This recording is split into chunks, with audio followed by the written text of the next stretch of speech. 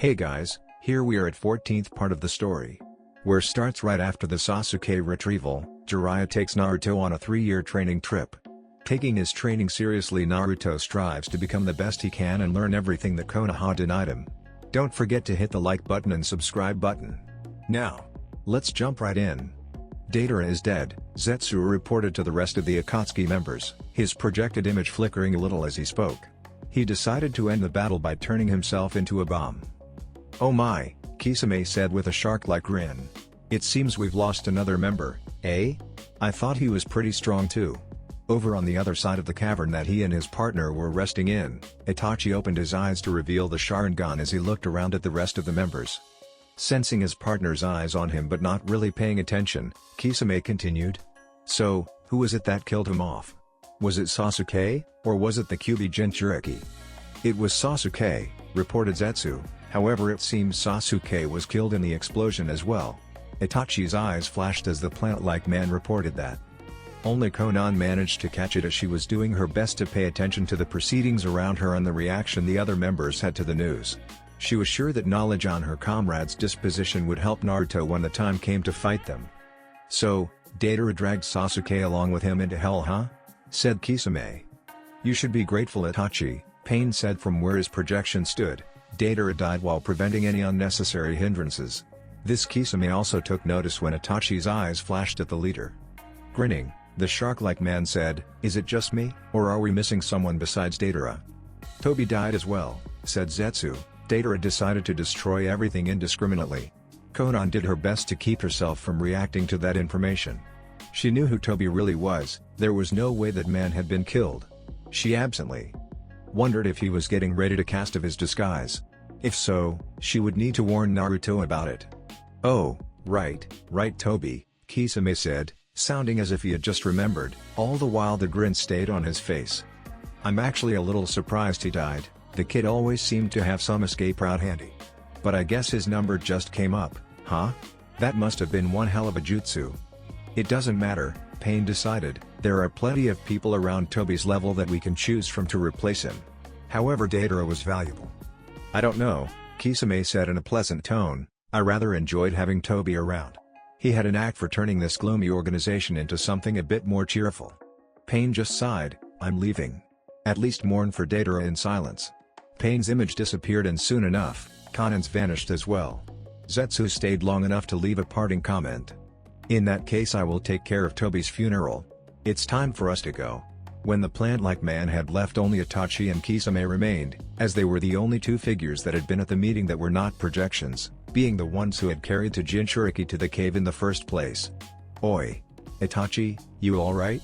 asked Kisame, actually getting a tad creeped out by the way his partner was glaring at nothing. Itachi turned to him with the 3 tomoe of his Sharingan spinning, causing the shark man to actually take a step back. "You know, you can be pretty scary when you want to." As always, Itachi said nothing. Naruto frowned as he looked at the 2-kilometer-wide crater.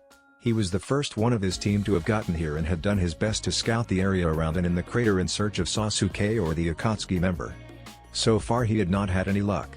But then again, what was he expecting to find at a place that had been the center of a 2-kilometer-wide explosion? From the way the crater looks, there was a small, more concentrated explosion first, Naruto thought to himself as he analyzed the ring that had formed within the crater. After that, it had spread out and destroyed everything else.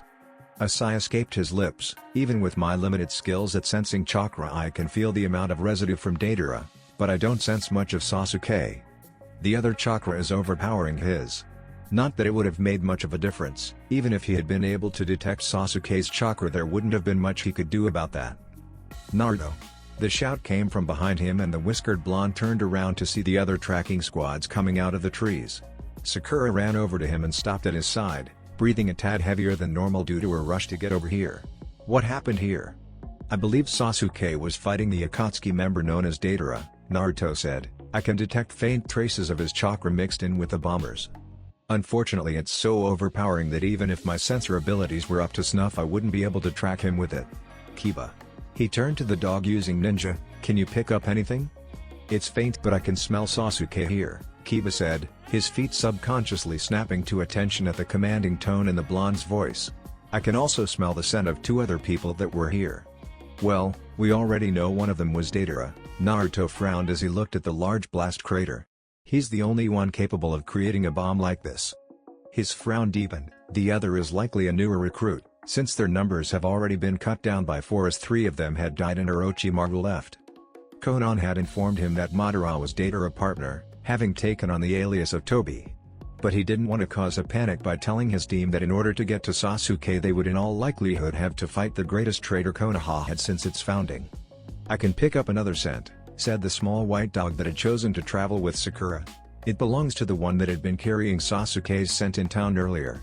It seems that Sasuke has gained a traveling companion sometime since killing Orochimaru. That means that Sasuke has formed his own group." Every turned their attention to Naruto as he spoke.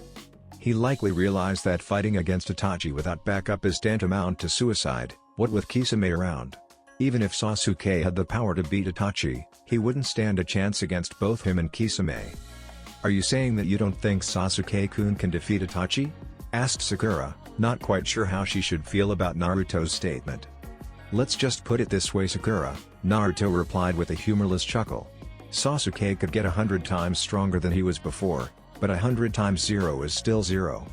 The fact of the matter is, when I fought both Sasuke and Orochimaru, the skills he displayed only amount to an A-rank shinobi, and that was with his Sharingan active.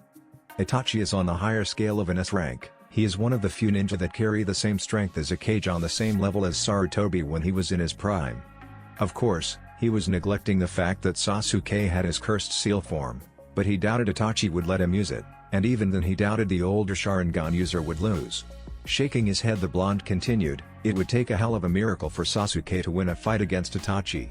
Sakura's face gained a slightly constipated look, like she was warring between trying to defend her crush, or giving into the fact of cold hard facts.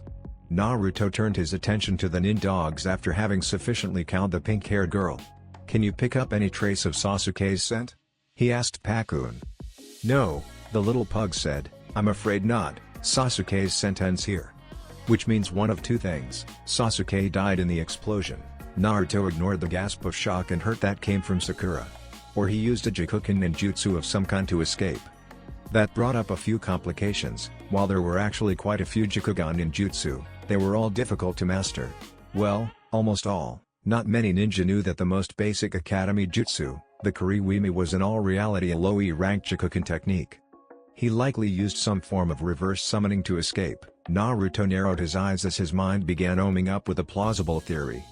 I doubt even Orochimaru had many Jikuken ninjutsu in his arsenal. However, all summoners have basic space-time abilities thanks to their contracts. Creating a reverse summoning technique isn't that difficult if they use the original Kushios no Jutsu as a base. But that would require 2 people, since it would need 2 scrolls to work. The user would create a gateway with the scrolls being a gate and the space in between would be the bridge. The person with the other scroll would have to finish the technique by releasing the second gateway. It would explain why Sasuke had a team, a contingency in case he needed a quick escape. Well, say what you will about him, but at least Sasuke hasn't totally lost his mind. At least, if he really didn't escape and wasn't blown to hell. "Kiba, can you extend your senses and try and pick up Sasuke's scent?" asked Naruto, turning his attention to the dog using ninja. Over on the sidelines, Kakashi watched the young blonde analyzing and mulling over the situation. For a brief moment, he felt like he was standing next to his sensei again as the blonde began taking charge of the situation. "You really have grown, Naruto," thought the silver-haired Jonin. "I can try," Kiba replied as he closed his eyes and made a hand seal. Kiba stretched his senses to their limit, straining to find any trace of Sasuke. After a few moments, his eyes snapped open and he looked at Naruto. "It looks like you're right," he said. "Right now my nose has a greater sense of smell than even most nindogs. I've found Sasuke." "Nice going, Kiba," Naruto complimented before he gave the order, "Lead the way." Kiba nodded before he took off, with the others soon following him back into the trees. Konan watched as Nagato. She shook her head. The God Realm path that had once been her best friend and the person she had loved more than anything in the world, Yahiko, sat with one leg dangling off the side while the other was propped up and being used as an armrest. Before she had met Naruto, she had seen Nagato's desire to use the body of Yahiko as a way to ensure that their friend lived on. But after having her eyes open to the truth, After realizing that what they were doing was the last thing Yahiko would have wanted, she saw it more as a perversion of their friend than anything. It almost nauseated her every time she had to be near the body now. Shaking her thoughts off, she called out, "Pain, he's here." She watched as the man rose from his sitting position and walked to her, stopping when he reached the lip that separated the inside of the building from the balcony he had been sitting on. "So, how is Sasuke?" asked Pain as he stared at the figure who was secretly heading the Akatsuki. "He's progressing nicely," the man said, his voice, once childish and enthusiastic, had taken on a slightly mocking quality. "He was able to use the full power of the Sharingan well. I have no doubt that his eyes will surpass Itachi's. The time is drawing near. Soon I will have his path laid out before him, though I suppose a part of that is up to Itachi. There isn't much time left for him after all." Pain took a step forward. "And what of the Kyuubi Jinchuriki?" he asked. "It is becoming more of a pain in our side than we had anticipated." The way Pain called Naruto it as if the blonde wasn't even a person, made Konan burn with anger. She reminded herself that both of the people with her had a powerful jujutsu that would read her emotions easily if she showed even a flicker. It was only that knowledge that allowed her to keep her face completely impassive and her body language unresponsive. "Yes, the Namikaze," Madara spat out the name like it was the most foul thing he had ever tasted. "He has grown more powerful than I could have thought possible. You will deal with him, Pain. As the leader of Akatsuki, failure from you won't be tolerated." "I'm picking up his scent." Kiba called back to the others following him as he rode on top of his nin-dog partner Akamaru, so that he could focus on tracking Sasuke. "There's no mistaking it. Judging by the way his scent is moving, they must be resting somewhere." "Sasuke was likely injured during the battle," Naruto commented. "To be honest, I'm still surprised he won in the first place. He likely needs some time to recover from his wounds, so this will be our chance to find him." The others all nodded at his words, trusting in the blonde Jinchuriki as they continued moving closer to Sasuke's scent. "Namikaze Uzumaki Naruto," Madara said, his voice carrying both cold disdain and grudging respect. "He's no longer a helpless little child. Not only has he made friends with many people, including those from hidden villages that he doesn't belong to, many of which hold high-ranking positions like the Mizukage and the Raikage. He has also mastered many powerful jutsu, with the Hiraishin and that Rasengan of his, along with the power of the Kyuubi. He is in all likelihood more powerful than even his father had been." The Ondaime Hokage, one of the few men that had been able to stand up to Madara. Now his son was who they had to face, and he would be an even more dangerous opponent. Defeating him will not be an easy task. He has managed to kill off 2 of our members that we know of, and I believe he was the reason that we were unable to capture the Shukaku Jinchuriki. "You speak of him as if he is some kind of threat," Konan stated coldly. She didn't particularly like talking badly about her Naruto, but she needed to keep appearances. Pain has never lost a battle. The man just gave a light chuckle. "Well, that is true," he admitted. "Then again, ever since his training trip, Namikaze Uzumaki Naruto hasn't lost a battle either." The man walked over to a coat hanger and grabbed his Akatsuki robes, throwing them on. "I believe our business is done here," he said as he began adjusting his outfit. "Tell the others to hurry up and capture their Jinchuriki. But leave the 2-in-1 tails alone until we have the Kyuubi. If he is protecting them, then we stand no chance of capturing them until he has been taken care of." "I understand," Pain said. "We are close to achieving our goal," he said, walking towards the balcony as a storm began to form in the sky above. "Then, everything will go back to the way it's supposed to be." He stepped onto the lip as the rain began to pour down on the city of Amigakure, pelting the balcony as lightning flashed in the sky. "Soon, I will show the true power of the Sharingan. The true power of me, Uchiha Madara." Konan almost snorted as she heard the egotistical boast. Thankfully she was able to hold it in as Madara ran out to the balcony before disappearing in a space-time distortion. Looking at the rain and resisting a frown, she said, "The sky is crying again." She looked over at the man she could no longer follow. "Pain. I can only hope that somehow Naruto can save you." Tsunade and Shizune were interrupted from their daily routine, namely Tsunade trying to find some way to distract herself from the paperwork she had to do while Shizune tried to make her do the paperwork she wanted to distract herself from. By a knock on the door. "I'm Koning in Suheim," came the familiar voice called out before Jiraiya opened the door and entered. "Jiraiya," Tsunade greeted as she pushed the paperwork away as a new distraction made itself known. It was about the only thing her perverted teammate was good for in her estimation. "Did you find out anything from your spy network?" Jiraiya finished walking in and stopped in front of her desk, a rare look of seriousness settling on his face. "I've found the whereabouts of the Akatsuki leader," he stated, causing a look of shock to rise onto the faces of the two medic men. "Really?" asked Tsunade in a loud voice. She stood up and pushed her chair away with the back of her knees as she planted her hands on the desk and leaned over with a serious look on her face. "Tell me everything you know, Jiraiya. Don't hold back any information you have." This was a serious breakthrough. If he knew where the leader of Akatsuki was, they may be able to take him out and defeat the Red Dawn in the process. Cut off the head and the body will fall, as it were. Shizune seemed to have a similar idea as she said, "We should use that information to plan a surprise attack."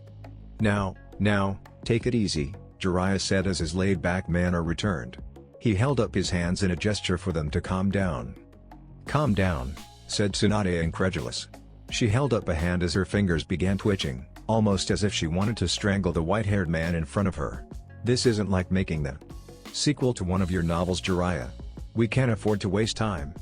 Naruto's life was dependent on the defeat of Akatsuki. They needed to take that group out before she could name the whiskered blonde her successor, damn it. Nothing good can come from being impatient, you know?" Jiraiya said dryly. "Especially when the stakes are as high as this." A grin crossed his face as he continued, "Now, what do you say you and me go out for a few drinks like the old days, huh? Then we can talk." A large tick mark formed on Tsunade's face as she yelled, "You baka." The blonde's hand shot up and she pointed an accusing finger at her longtime friend and teammate. "I'm the Hokage. I can't just go out and drink during the middle of the day." Shizune's sweat dropped at her sensei's words as she thought, "You go out and drink all the time anyways. Don't you feel any shame thinking about going out and drinking while many of our ninja are out taking dangerous and life-threatening missions?" Less than an hour later, Tsunade had just finished gulping down an entire bottle of sake. "Ah. Now that hit the spot," she said with a grin as she slammed the bottle down onto the table. Jiraiya felt a rather large sweat drop forming on his head as he watched Tsunade wipe her mouth with her hand. There was a light blush spreading across her face as a sign that she was feeling a buzz. He looked down at the floor to see the 9 sake bottles his teammate had already downed. "You should really practice what you preach, Suhaime," he mumbled, wondering if her large breasts were the reason she seemed capable of drinking so much without passing out. He leaned his head on the butt of his palm as he continued, "And you're drinking straight from the bottle. You should act a little more responsible, you're the Hokage after all." "Kiba. How close are we?" asked Naruto as he and the others jumped through the trees. "Naruto, I need you to stop distracting me," Kiba complained. "I'm focusing on his scent as hard as I can, but there's very little of it left."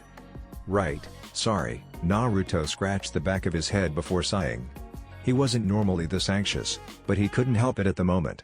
If they managed to capture Sasuke, he could finally gain some closure from all of this, and his estranged teammate could finally be brought to justice for what he had done. Suigetsu looked around the room and sighed.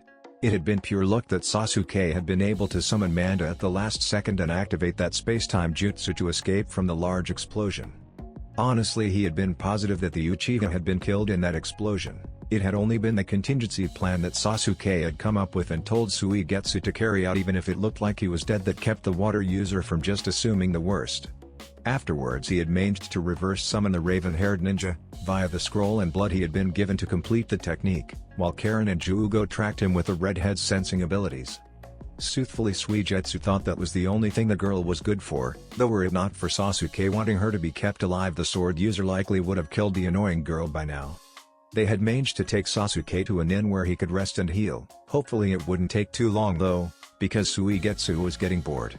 He looked at the sleeping Uchiha before looking over at Juugo, who currently had a flock of birds on him. He was probably communing with the raided animals or something. "Juugo," he said, getting the orange-haired ninja's attention.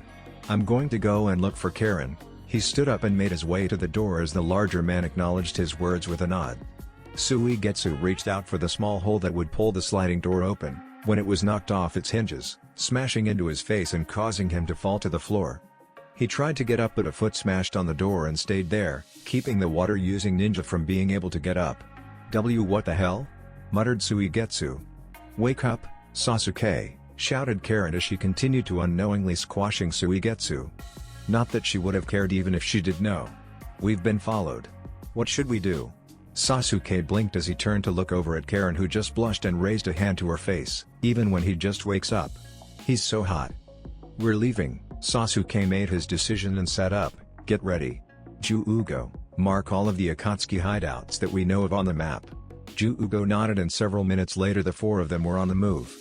"You alright, Sasuke?" asked Suigetsu, noticing the bandages the Uchiha still had on. "I'm fine," Sasuke said as he threw a cloak over his body. "My body's ability to heal became a lot faster after I gained Orochimaru's abilities. I guess this is the power of the White Snake. Whoever is following us, whether it's Akatsuki or Konoha, they may have information on Itachi," commented Karen as she looked at her not-so-secret crush. "It may be a good idea to ambush them. What do you think, Sasuke?" "If their numbers are as large as you said, then it's most likely Konoha," said Sasuke. "Akatsuki always move in groups of 2. So ambushing them would probably be just a big waste of time, right?" asked Suigetsu.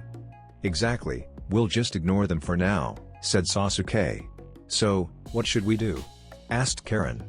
"We'll find Itachi," Sasuke said, taking a scroll out from underneath his robes. "In the worst-case scenario, you guys will have to hold off the Konoha shinobi." He knew that they would likely die if that were to happen. If Konoha was after him, there was only one person they would send. And if he was here, then even these 3 combined would be no match for him. Not that it mattered to Sasuke, some sacrifices had to be made for his ambitions. "For now, we move as Hebi," he held up the scroll, which was revealed to be a map of the area. "We'll use Juugo's information to check out the Akatsuki hideouts one by one. Let's go." As Sasuke and Suigetsu left, Karen placed a hand on Juugo's shoulder. "Hold on for a moment," she said as the large orange-haired man turned to face her. "I want you to do something for me." "What are you planning?" he asked curiously.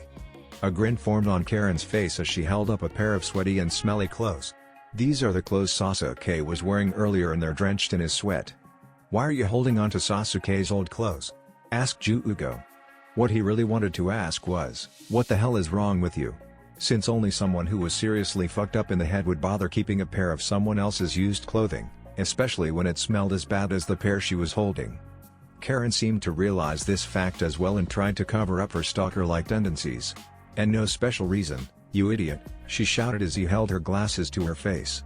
Kiba sniffed several times as he sensed something change. "What's wrong, Kiba?" asked Naruto as he noticed this while jumping alongside the dog using ninja. "Sasuke's on the move again," he informed everyone. Naruto had to frown as he wondered why Sasuke would start moving so soon after his battle with an S-class ninja. "He has to be injured from a battle of that caliber," Naruto frowned. "Is he really stupid enough to go after Itachi in his condition? Either he is and doesn't care, has a good medical ninja within his squad, or he may have a censor on his team," the blonde informed his comrades. "If so, there's a very high possibility that he sensed us coming and is moving to get away from us. We'll need to hurry if that's the case." "Wait," Kiba shouted, "there's something wrong here. Sasuke's scent is splitting up. It's going off in multiple directions. They must have caught on to us," said Kakashi as Naruto came to the same conclusion. "They're likely using this as a means of distraction. They want to divert our attention to trying to find the real Sasuke while they get away clean." "That means they do have a powerful censor shinobi at their side," Naruto said. "Someone who was skilled enough to recognize that not all of the chakra signatures here are human. Whoever it is was somehow able to realize that we're using nindogs to track them and split Sasuke's sense somehow. Whoever he has on his side is powerful asset," the blonde thought to himself. "I've never heard of someone with sensing abilities that powerful.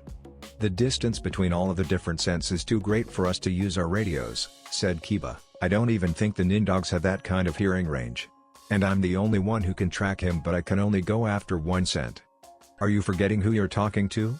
asked Naruto as his hands came up in the ram seal that he had made famous, or infamous depending on who you asked, before he left for his training trip. "I'm a one-man army, Tajuu Kage Bunshin no Jutsu."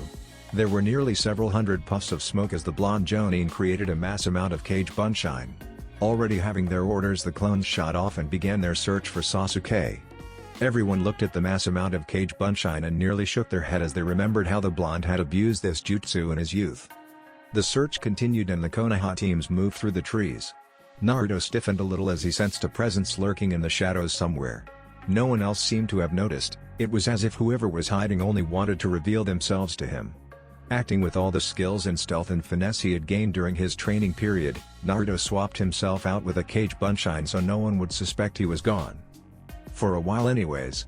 If Kakashi got his Sharingan out, they would no doubt notice he was missing, but the blonde Jinchuriki figured he could find out who was tailing him and get back before they truly noticed. Naruto landed on the ground and stopped in the middle of a very small clearing. A tri-pronged kunai shot out of his sleeve before. He said, "You know, I kind of figured you'd be heading towards your confrontation with Sasuke, Itachi. It seems not much gets by you these days.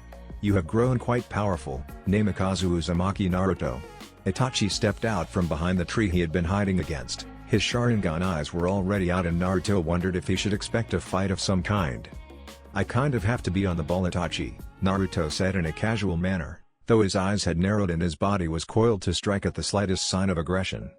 "After all, I have a bunch of S-ranked ninja after the QB, and I have no desire to die from having it ripped out of my seal." "Indeed," Itachi said in the same monotone voice he had always used. "Judging from the fact that you haven't attacked me yet, I'm going to go out on a limb and say your being here has nothing to do with Akatsuki," said Naruto.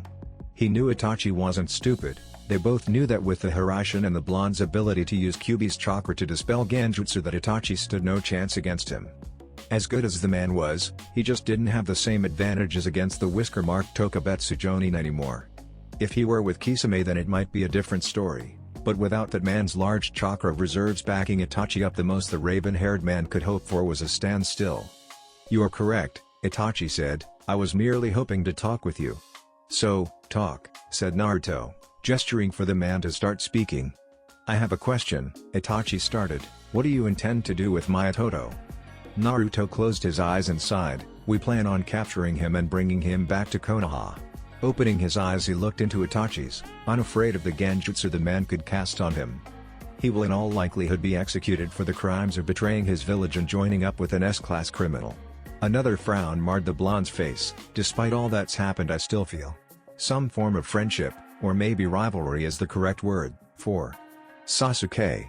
I doubt it will do much good, but I'm hoping to get his sentence to merely life imprisonment with the possibility of parole." Truthfully, the part of him that had grown up was warring with the part that still wished to be a Chili. One side of him wanted nothing more than to kill Sasuke, to make him answer for the crimes he had committed. Another, however, a small part of the child that still clung to Naruto, wanted to somehow save the first person who had acknowledged the blonde in his own way. It was that small part that had not allowed him to kill the youngest Uchiha when he confronted him in Orochimaru all those months ago. "I see," Itachi closed his eyes. "You have more honor than most shinobi I have met, you may even be more honorable than the fourth. Tell me, what is Sasuke to you?" "I used to think of him as my brother," Naruto said with a frown. "He was the first person to acknowledge me in some way when we were kids, even if it wasn't necessarily good. Later on we gained a tentative friendship and became rivals." The blonde's mind went back to the days he had first started on his path to Jinan. "I honestly don't know what he is to me anymore. He betrayed my village and my friendship. He broke my trust when he tried to kill me so he could gain the same eyes as you. He left and went to Orochimaru all for the sake of power." A smirk made its way onto the blonde's face. "In some ways, I blame you for what he became. Had you never used those damned eyes on him, Sasuke likely would have never turned out like he has now." "Do you think you can save him?" asked Itachi. Naruto looked at him quizzically for several moments. There was something in the way Itachi asked that, something that the blonde felt was important, like his answer would decide how this meeting went. When the blonde finally had his answer, he said, "I think." Tsunade set the glass of sake she had been drinking on the table before looking at Jiraiya. "So the Akatsuki leader is hidden somewhere in Namikaze, huh?" she asked. Jiraiya gave her a tight nod.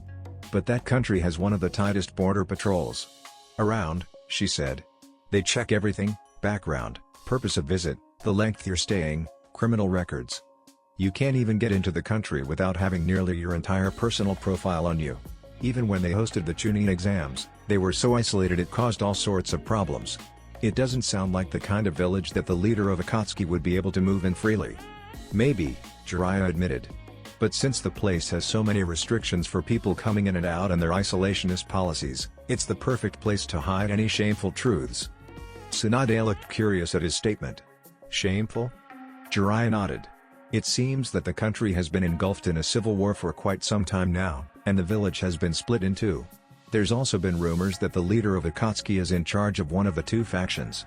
Tsunade frowned. "That country is surrounded by Atsuchi, Suna, and Hinokuni, and it's always been used as a battleground for the wars between these three countries. Because of that, the country never had much political stability, and the number of refugees has only continued to grow. And that's exactly why I'm going to infiltrate the country to verify that information, Jiraiya stated.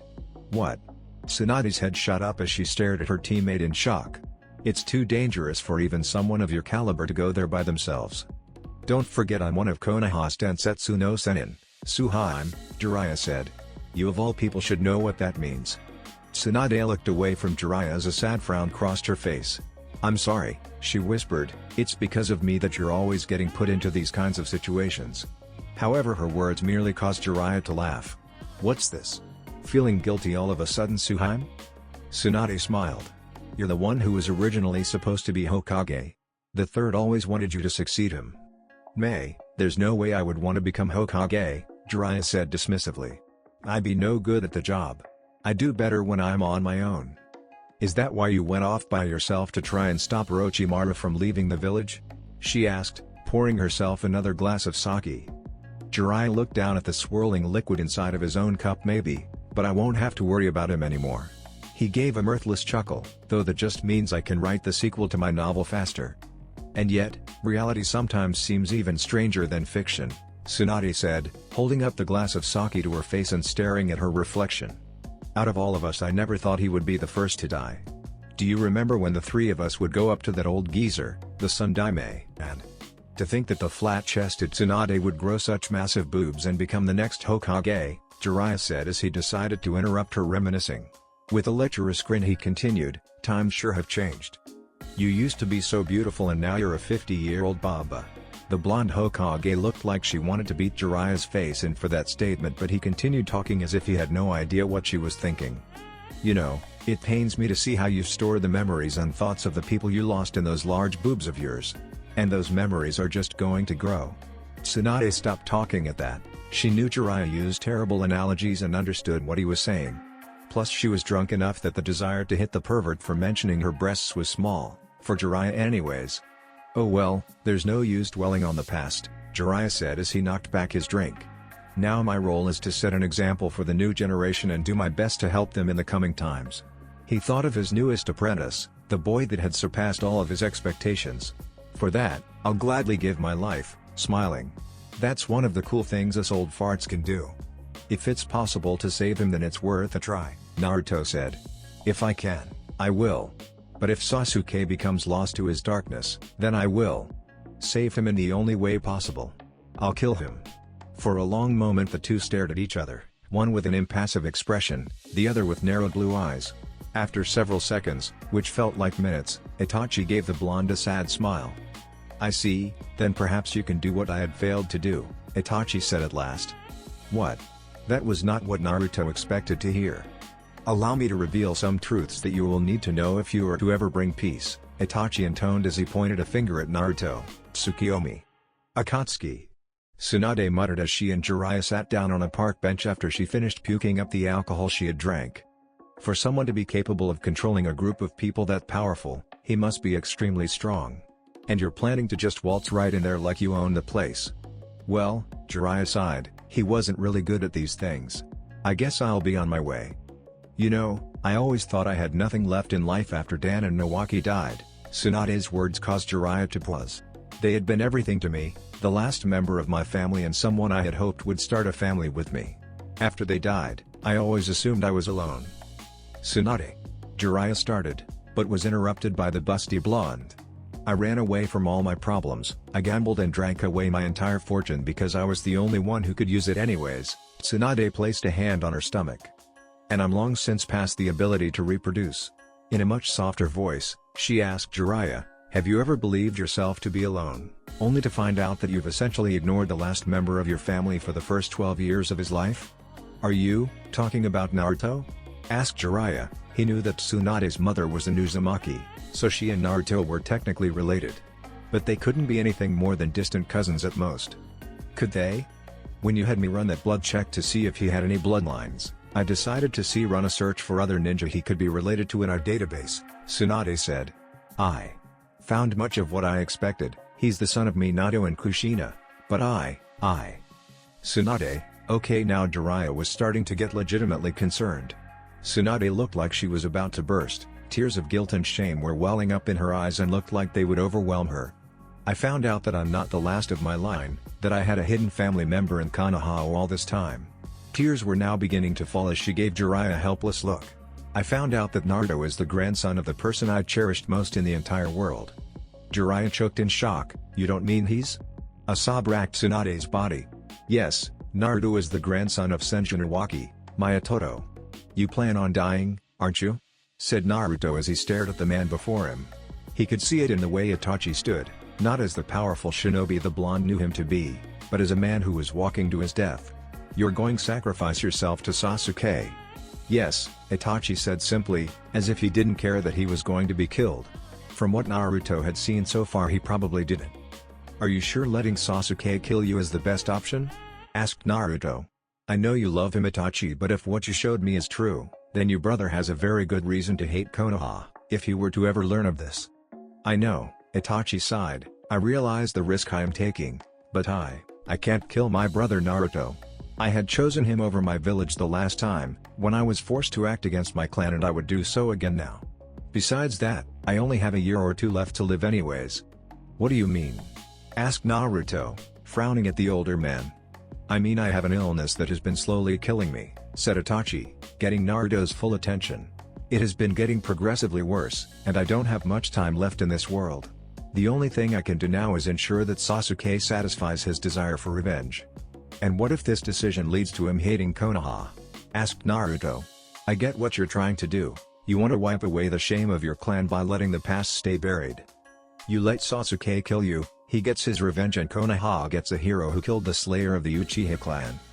But I don't think he realized that Sasuke is considered a traitor in Konoha now. He betrayed the village all for the sake of power.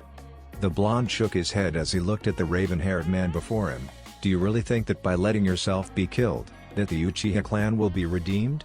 Itachi looked at Naruto with that odd half-smile that looked so odd on the man's normally impassive face. Nothing is certain, Itachi said. I realize that, and I know the chances of Sasuke being welcomed back to Konoha are slim. But I have to do this.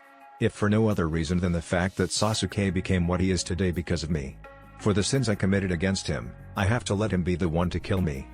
The older raven-haired man gave the blonde a determined look.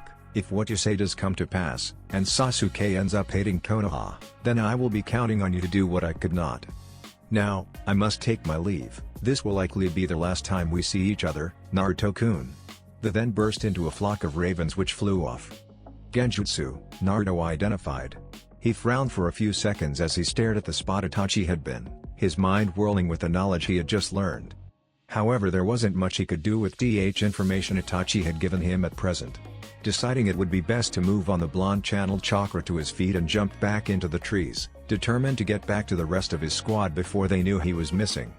Normally, if Jiraiya had Tsunade laying on top of him, he would have considered himself to have been blessed by Kemi. In the many years he had been alive, his crush for the woman had never faded, where others would have moved on after the numerous rejections. He had doggedly clung to his crush. Even when he slept with other women at brothels, his mind had always been on the busty blonde. At any other time he would have jumped for joy at the situation he was in.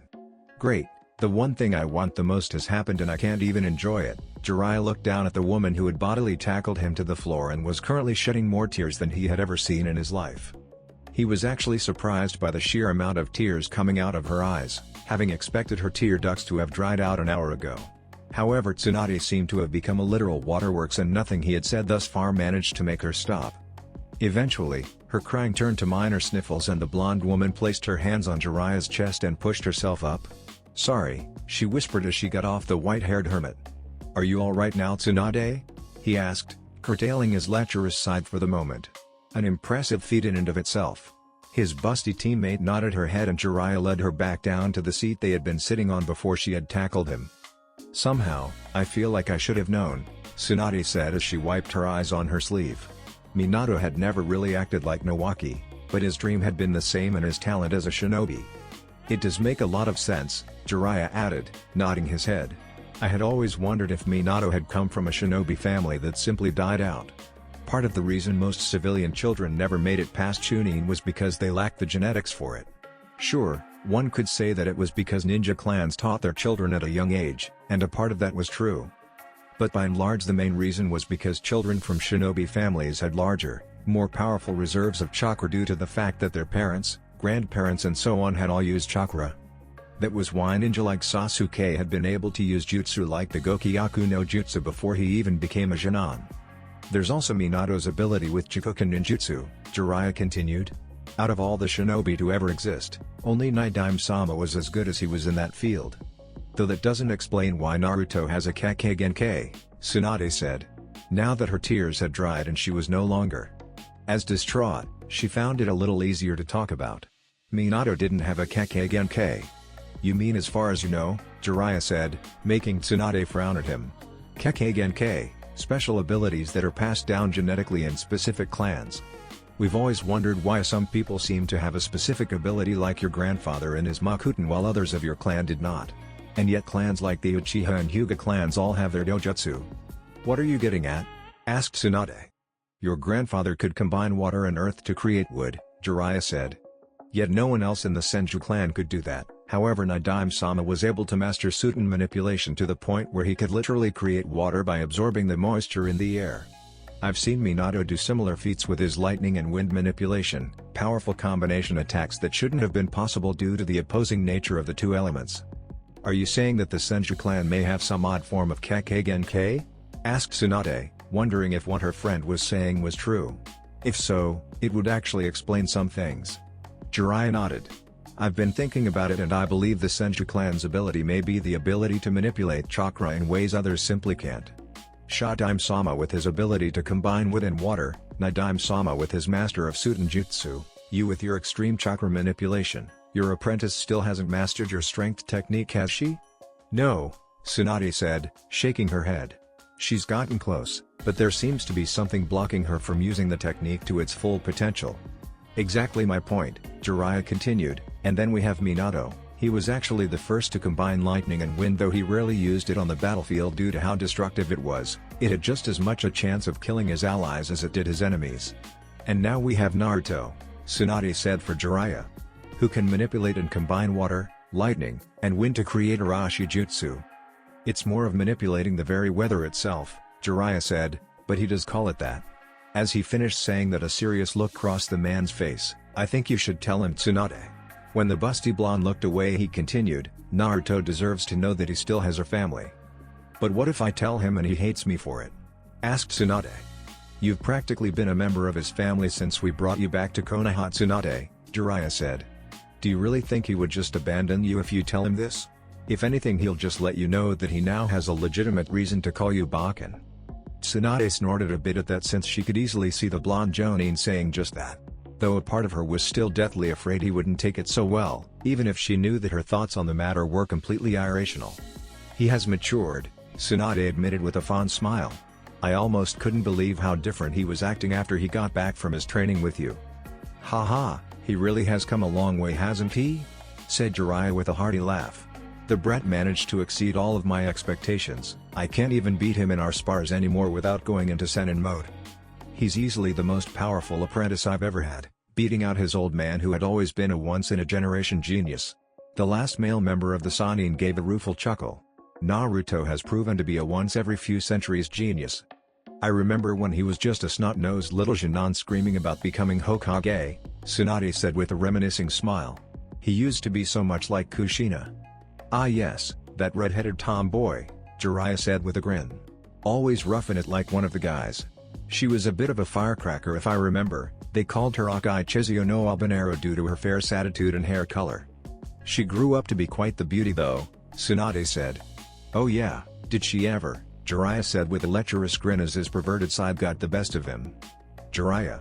The warning tone in Tsunade's voice caused him to stop his train of thought before he got pummeled by the woman's fists, which was not something he wanted to deal with right now. Ehehe, sorry Suhaime, the white-haired man coughed several times before getting back on track. You know, as more and more time passed, I really started seeing Naruto has something of a grandson. I've never had any children, but Minato was always like the son I've always wanted, smart, powerful, and a real lady killer. Tsunade gave an indulgent grin. I bet the only reason you like Naruto so much is because he surpassed his old man in his ability to snag beautiful women, she remarked dryly. Isn't that the truth? Jiraiya said with hearty laugh. He's engaged to the Mizukage, the Nibi Jinchuriki, Yugito ni, and... When the man stopped, Tsunade frowned. You know who his other wives are, don't you? She accused. I know one of them, Jiraiya admitted. He won't tell me who the fourth woman he's engaged to is, no matter how I try to wheedle it out of him. But I do know the other woman he is engaged to. He was actually very impressed at how well Naruto and Koyuki managed to keep their relationship a secret. In the world of shinobi and cutthroat politics, keeping a secret like a famous daimyo and actress becoming engaged to a infamous S-rank ninja was a very difficult thing to do. Why did he tell you and not me? Asked Tsunade, both seething and slightly hurt. It has nothing to do with him telling me, Jiraiya said as he held up his hands in a placating manner. I was just there when they started dating, that's all. Tsunade continued to glare at him, making the white-haired man sigh. Glaring at me isn't going to do anything.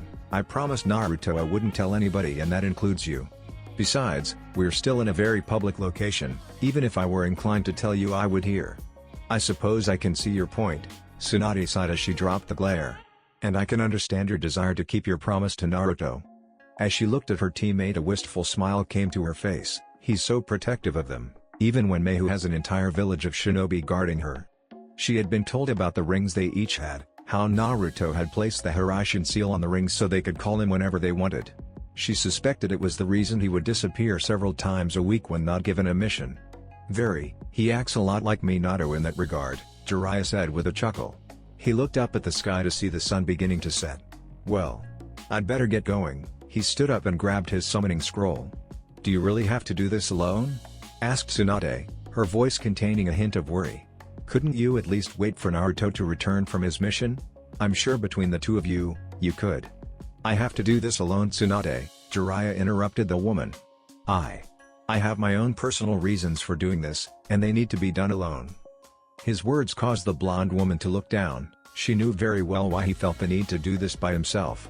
Amigakure was the place where he had met his first 3 apprentices, all of whom had been killed during the Second War after he left. The country was a place of great personal grief for the man. Naturally, anything that happened in that country that concerned him would be personal. That still didn't make it any easier. Don't die, she said. Concerned for me, Suhaim, Jiraiya joked. Don't I feel loved? Tsunade tried to scowl, but it ended up failing as she muttered, Baka. I know, why don't we make a bet, Jiraiya said, catching the attention of the busty Hokage. You should bet on me dying. Tsunade looked at him incredulously. With your luck, you'll definitely lose, he gave the shocked-looking woman a grin. And if you lose, you'll have to go on a date with me and let me feel those lush melons of yours. Tsunade's eye began to twitch as Jiraiya gave another of his perverted grins while his hands were making grabbing motions, as if he was just imagining the feel of her breasts in his hands. It seemed that even in the most heartfelt of situations, the man managed to retain his lecherous nature. Poor Jiraiya. Thanks to Naruto's liberal use of Kage Bunshin, creating upwards of 200 clones, the squadron of Konoha ninja were able to quickly and thoroughly search out most of the areas that held Sasuke's scent. It was almost ironic that the blonde Jonin had never used the jutsu and the jutsu as a means to scout, which was what it had been originally made to do. Thanks to his training, Naruto found that even from multiple dispersions his mind was more than capable of processing the knowledge gained. Naruto wasn't the only one using their specialized methods of searching. In the skies above the forests, Sai made his own search, riding on an ink eagle of his own creation. He searched the area from above to see if he couldn't pick up any sign of the Sasuke or the group said ninja had formed. It was nearing the 1-hour mark when Naruto stiffened at the feeling of one of his Kage Bunshin being killed, pierced through the stomach by a Chidori. I found Sasuke, he shouted as the wind rushed past his face. The others all looked over at him as he stopped. Follow me. He spun on his heels and began jumping in a different direction. The others soon followed the blonde as he sped off. Naruto-kun. Hinata called as the blonde began getting farther and farther away. Hold on. There's someone else up ahead. Just as Hinata said this, a man wearing an orange mask, with the standard black cloak with red clouds on it, stood up and waved. Hola. He greeted the group with an enthusiastic and childlike voice. Naruto's eyes widened for a fraction of a second before his instincts kicked in. He flipped his body around, his feet hit the branch as he moved in a crouch, his hand just barely brushing against the bark near the man's feet before he used the branch as a springboard to jump back down to the ground. It's him, the blonde thought to himself, wondering why this man was out here. Oh my, oh my. The man shouted, hello, there, and there. I never imagined I would meet up with Konoha Shinobi all the way out here. And there's 2, 4, 6. It's 8 against 1, now that's just unfair. Oh, don't worry about that, Naruto said with a chuckle. I'm not the kind of guy who plays unfairly. This battle will be between just you and me. The one eye of Kakashi, along with the 2 of every other ninja that had been sent on this mission, widened. Naruto. Kakashi started to say, but was cut off by the blonde. This guy may be acting like a fool, but don't let his appearance deceive you, Kakashi, Naruto said. All members of Akatsuki are S-ranked ninja, none of you would stand a chance, and I'm going to need room in order to fight at full strength. Before Kakashi or anyone else could protest, the blonde Jonin tossed the copy ninja a set of scrolls. When you get to Sasuke, use those scrolls to seal him in Itachi. I designed those specifically for prisoner transportation. The silver-haired Jonin looked like he wanted to debate with the blonde, but seeing the look in Naruto's eyes decided not to. Got it, he told his current superior. Hold on a minute, argued Kiba, do you just expect us to run off while you fight? I expect you to do the mission we've been assigned, Naruto said evenly. Our mission is not to fight Akatsuki right now, but to apprehend Sasuke and bring him back to Konoha. The blonde looked at the masked Akatsuki member. If he's here, then it's only because he wants to delay us in getting to Sasuke. Yeah, but... Kiba. Naruto cut off the dog using Shinnon harshly, making everyone flinch at the cut-through steel voice. This is not up for debate. Our mission is to retrieve Sasuke. We can only do that if one of us stays behind to make sure this guy doesn't follow us, and of the 8 of us I'm the only one capable of fighting an S-rank ninja on even grounds. Seeing the defiance still on his friend's face, the blonde sighed. Look, I'm trusting you to complete this mission. In return, I want you to trust that I know what I'm doing. Despite looking like he had swallowed something foul, Kiba nodded. Fine, he huffed, but I expect you to catch up when you're done. Naruto gave a mirthless chuckle. Don't worry, I'll be along shortly. Knowing a dismissal when he heard one, Kakashi began to give out orders. Let's go, he said before jumping off and away from the battle that was about to take place. The others minus Naruto soon followed the silver-haired Jonin and made their way out of the battlefield. Before they could get far, the masked ninja appeared right in front of them, popping up from the ground and shouting, Ninpo, Mogura Tataki no Jutsu. You guys cannot escape me when I'm using my super awesome, The orange-masked man's speech was cut off as Naruto appeared in front of him in a yellow flash. Rasengan. Naruto smashed his technique into the man, or at least, he tried to. The Rasengan ended up going right through the masked Akatsuki member like he wasn't even there. Keep going. The blonde shouted at the Konoha ninja, who had stopped when the man appeared in front of them. Don't stop for anything. I'll make sure he doesn't get you, just get moving. The others soon did as told and began to move out. Like the first time they tried, the man in the orange mask popped up in front of them. That could have hurt if it high, and once again he was cut off as Naruto reappeared in front of him in another flash. However, unlike last time, the team of Konoha ninja didn't stop as they continued jumping away. The man tried to follow using his Mogura Tataki no Jutsu, but the blonde Jonin was having none of that as he flashed to the man's location each time he tried to cut off his allies. You really fast. The masked ninja said as he stopped, super fast. I don't think I've ever met someone as fast as you are. Cut the act, Naruto said, his voice colder than a glacier from the former Yuki no Kuni. You're not fooling me with that act of stupidity, Tobi, or should I say, Uchiha Madara. The moment the name left Naruto's mouth, the masked ninja's entire countenance changed. His posture straightened, the laid-back and slightly goofy aura dissipated, and the man's entire body radiated a confidence bordering on arrogant and power beyond that of any other shinobi Naruto had faced to date. So, the man said, his voice no longer that of an overexcited idiot, but of a man who had no trouble killing others in order to achieve his goals. You know who I am. I'm curious as to how you know that.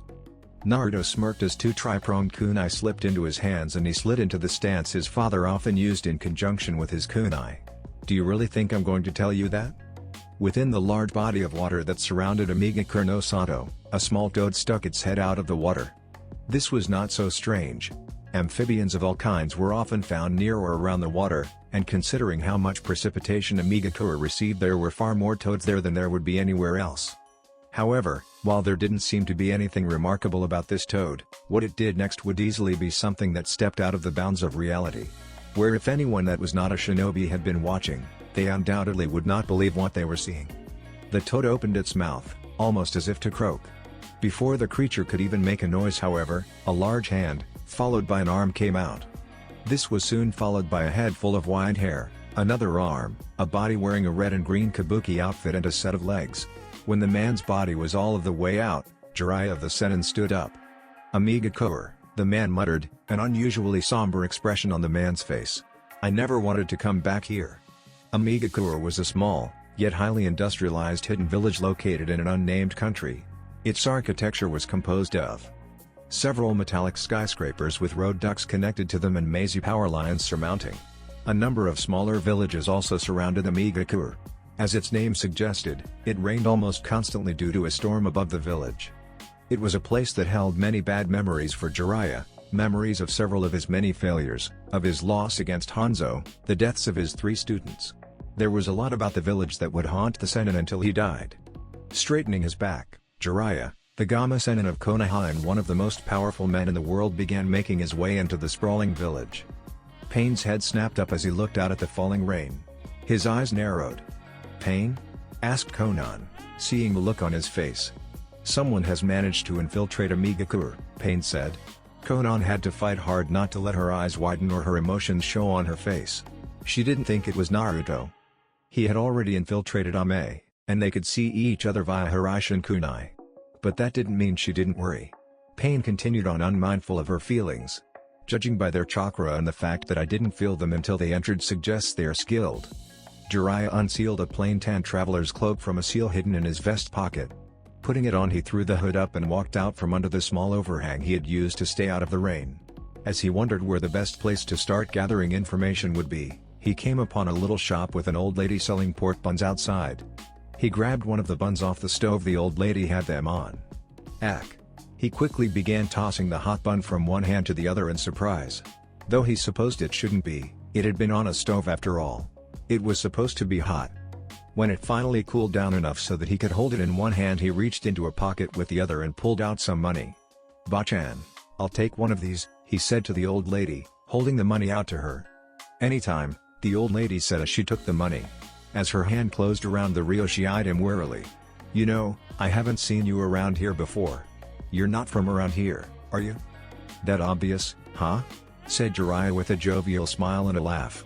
"Well, I'm actually a writer, you see. I do a lot of traveling for a magazine I write in about regional specialties."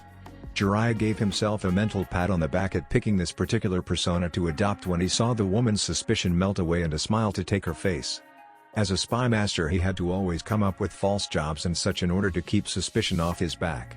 It helped that he was at least partly telling the truth. He was a writer after all. He took a bite of the food while the old woman spoke. "Oh, I see. So, what do you think of my pork buns?" "They're excellent," Jiraiya commented honestly. "They were good. Just like the rumors say, these pork buns are quite amazing." The old woman smiled and nodded. Right. I would love to introduce these into our magazine," Jiraiya continued. He looked at the woman and smiled, slightly sheepishly. "If that's okay with you, that is?" The old woman suddenly gained a flustered look. "Really? You want to place my food in a magazine?" "Of course," Jiraiya said. He bent down and cupped his hand to his mouth so he could whisper in a conspiratorial fashion. "And once I write about them, you'll be flooded by customers. Everyone will want one of your pork buns." "Ah, really now?" The woman looked rather excited by the idea of having so many customers. "You would be able to do that?" "Of course," Jiraiya said. He looked around at the surrounding area. He couldn't see very far due to the rain and the large buildings blocking the other parts of the city out. "It sure is peaceful here." "Yes, it is," the woman agreed. "This village is no longer suffering, all thanks to Pain-sama." The old woman put her hands in a prayer sign. "All praise him." "Pain?" Jiraiya muttered with a frown. It was disturbing to see the signs of utter devotion on this woman's face as she spoke of Pain. She looked as if she was speaking of Kami himself. "Yes, Pain-sama," the woman said with a smile. Jiraiya's frown increased. What happened to Hanzo no Salamander? His voice trailed off when he noticed the looks he was getting from the citizens around him. They all held expressions of scorn and suspicion. While attracting attention at all was bad while infiltrating a village, the last thing he wanted was for people to actually be suspicious of him. "Sorry to bother you, Ba-chan," he said lightly as he placed his hood over his head again and walked off. "I see," Madara replied. Unlike Naruto, he didn't bother changing stances, opting to stand with a casual demeanor that let the blonde know that the ancient Uchiha didn't see him as much of a threat. Well, Naruto would just have to change that. Flicking his wrist, Naruto let the tri-pronged kunai sail from his grasp. He flashed to it almost immediately after, his throw having been so hard and so fast it only took a second to reach Madara's position. A spinning blue ball of chakra appeared in the blonde's hand, which he rammed into Madara's chest. However, the powerful Rasengan didn't even touch the former Uchiha leader. Instead, it went right through the man as if he wasn't even there. Naruto frowned as he dodged the sickle and chains that Madara had summoned, most likely through a seal somewhere on his person. He threw his kunai again, flashing several feet away before tossing both kunai, one near Madara and the other into a tree. The blonde flashed to the one near Madara and attempted to attack him, this time using Wind Blade in an effort to cut the man's head off. Once again his jutsu went right through Madara and he was forced to flash to his second kunai as the man attacked him in return. It has to be some kind of Jikuken jutsu, Naruto concluded as he analyzed the phasing ability of his opponent. He could be sending his body to a separate yet connected dimension, thereby making attacks phase through him. The question was whether he was phasing his whole body or just parts of his body, and what kind of limitations such a jutsu contained. He couldn't imagine that this ability didn't have some kind of cost, or perhaps a limit on the number of phases he could do in a certain amount of time. Perhaps it was time to put Madara's abilities to the test? Naruto jumped into the air, using chakra to boost his height. At the apex of his jump he flicked his wrists, launching the two kunai from his grasp. Those kunai soon multiplied into dozens. Hundreds. All of them heading down for the forest floor below. They covered the ground, the branches, every single area was littered with tri-pronged kunai, spaced apart by 15 feet to grant Naruto maximum usage. No matter where Madara tried to go he would not be able to get to the edge of his kunai field in time should his abilities run dry. Smirking, Naruto disappeared in a yellow flash. Soon enough flashes began to appear all around Madara, they were constantly in motion, flashing from all sides in an attempt to hit him. The attacks moved so fast that the Uchiha found he couldn't even tell which flash was Naruto and which was simply an afterimage. They came in all at once, at the same exact instant, making distinguishing between flashes impossible. Not even the famed Sharingan was of any help here. However, his phasing ability wasn't all Madara had. While Naruto was flashing around him, the man disappeared within a vortex, reappearing several meters away. The blonde shinobi was quick to flash to the man, not wanting to let up and possibly give the man an advantage. He hadn't realized that in keeping up the pressure his advantage had been lost. Though he figured that out when he tried to continue flashing around Madara and got a foot in the face for his efforts. The blonde flipped around, landing on an adjacent branch and using chakra to stick his feet to the bark. "Your Sharingan can see my chakra signature when using the Hiraishin," Naruto stated with narrowed eyes. He could almost feel the smirk the man was likely carrying on his face. "Correct. I might not be able to discern which is the real you when you're flashing around me like previously. But dealing with a single Hiraishin attack is easy, if you know how to do it." Naruto grit his teeth, not liking the smug tone in the man's voice. "Well then, I guess I'll just have to step up my game." "We both know there is no stepping up," Madara said mockingly. "You've been fighting me as hard as you can since the beginning. You and I both know anything less than your best effort will end in your defeat." The blonde frowned at the way the ancient Uchiha called his bluff, but didn't comment further. Flinging the two kunai into his grip, Naruto once again disappeared in a yellow flash. Jiraiya smiled as the beautiful young waitress placed some dango and red bean paste on his table. "Here you go," she said cheerfully as the white-haired hermit wondered if he could convince her to help him come up with material for his books. He grinned at her and was about to go with old try and true up front and ask them routine. Tried because he had tried to use it many times, and true because it never failed to leave him with a rather large handprint on his face. Or worse. However, a small hanging ornament caught his attention. He could tell rather easily that it was made from paper. The origami ornament was done up in a white angel. "Excuse me, miss. But what's that?" he asked, pointing to the ornament. The waitress looked at him curiously for a moment, then turned around to see where he was pointing. A smile came to her face. "Ah, that's our angel," she said, and once again Jiraiya noted the same tone of devotion from this woman as the old lady. "Don't you know? There's a rumor that says if you place an origami of her in front of your shop, you'll have good fortune." "Good fortune, huh?" Jiraiya mused out loud. As he began to eat he couldn't help but wonder what was going on. This country was nothing like what he had expected. He had been expecting a country torn in two with civil strife, if not outright war. And yet Namikaze was completely unified. How could this be? It looks like I'm going to need to do some more searching, he decided with a sigh. Maybe I should interrogate one of their shin. Oh, bye. His thoughts were derailed as he saw a rather garish pink sign for a brothel that read Come Come Pub War. Above the name were two hearts being pierced with an arrow. Jiraiya's eyes widened and his hands came up and made grasping motions, already imagining the beautiful, nubile flesh they would be feeling. Maybe I should interrogate them for some information instead. Oh, Jiraiya-kun, you must be joking, laughed the blonde woman wearing a rather revealing kimono. She poured some sake from the bottle she was holding into the white-haired hermit's cup. Did that really happen? I assure you every word I said is true, Jiraiya confirmed, right before he took a long gulp from his glass. His cheeks were currently flushed red from all of the alcohol he had been drinking, and he was feeling a nice buzz. Wow. That must have been a fierce battle, she said in an impressed voice.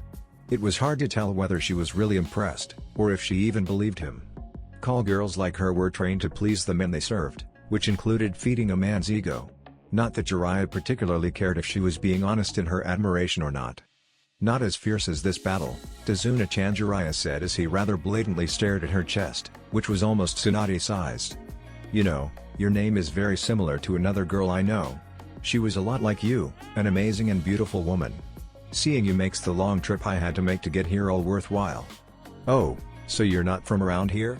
Asked Tazuna. No, I had come here seeking work, Jiraiya said.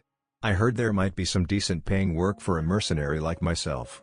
I believe the person hiring was called Salamander no Hanzo. Tazuna hissed as she placed a finger to her lips. You shouldn't talk about someone like Hanzo here. Why not? Asked Jiraiya, looking rather confused. Tazuna looked around to make sure no one was within hearing range, before leaning towards Jiraiya to whisper in his ear. If people here think you're a comrade of Hanzo, they'll kill you. Really? That sounds rather dangerous, Jiraiya exclaimed. The new leader, Pain-sama, is very strict, Tazuna said. If anyone gives him a reason to be suspicious of them, he will kill them without mercy. At least, that's what my hubby said. What? Exclaimed Jiraiya. You have a husband, Tazuna-chan? Yes, but he's just a village genin, so we don't make much income, so I have to work too, she explained. Ouch, sounds like you have your work cut out for you, the white-haired man said. However, on the inside he was frowning in thought. This pain was obviously very powerful if he could invoke such reactions from the people in his village. That no one even seemed to know who the man was also a cause for concern. From what he had gathered, no one had even seen Pain in the village, and his angel was the people's only connection to the enigmatic leader of Namikaze. For someone of Jiraiya's caliber, finding such little information on a person was disturbing to say the least. Jiraiya focused his attention on Tazuna some more, asking some general questions about her before asking about Pain. According to my hubby, the rain is falling because of Pain-sama's technique, she told him. With that technique he is able to see what everyone in the village is doing. That kick-started the man's brain. That sounds like a pretty powerful technique, Jiraiya said. It's kind of disturbing that someone could invade another's privacy so thoroughly. Tazuna nodded. That's why it's best to mind our tongues. Tazuna-chan.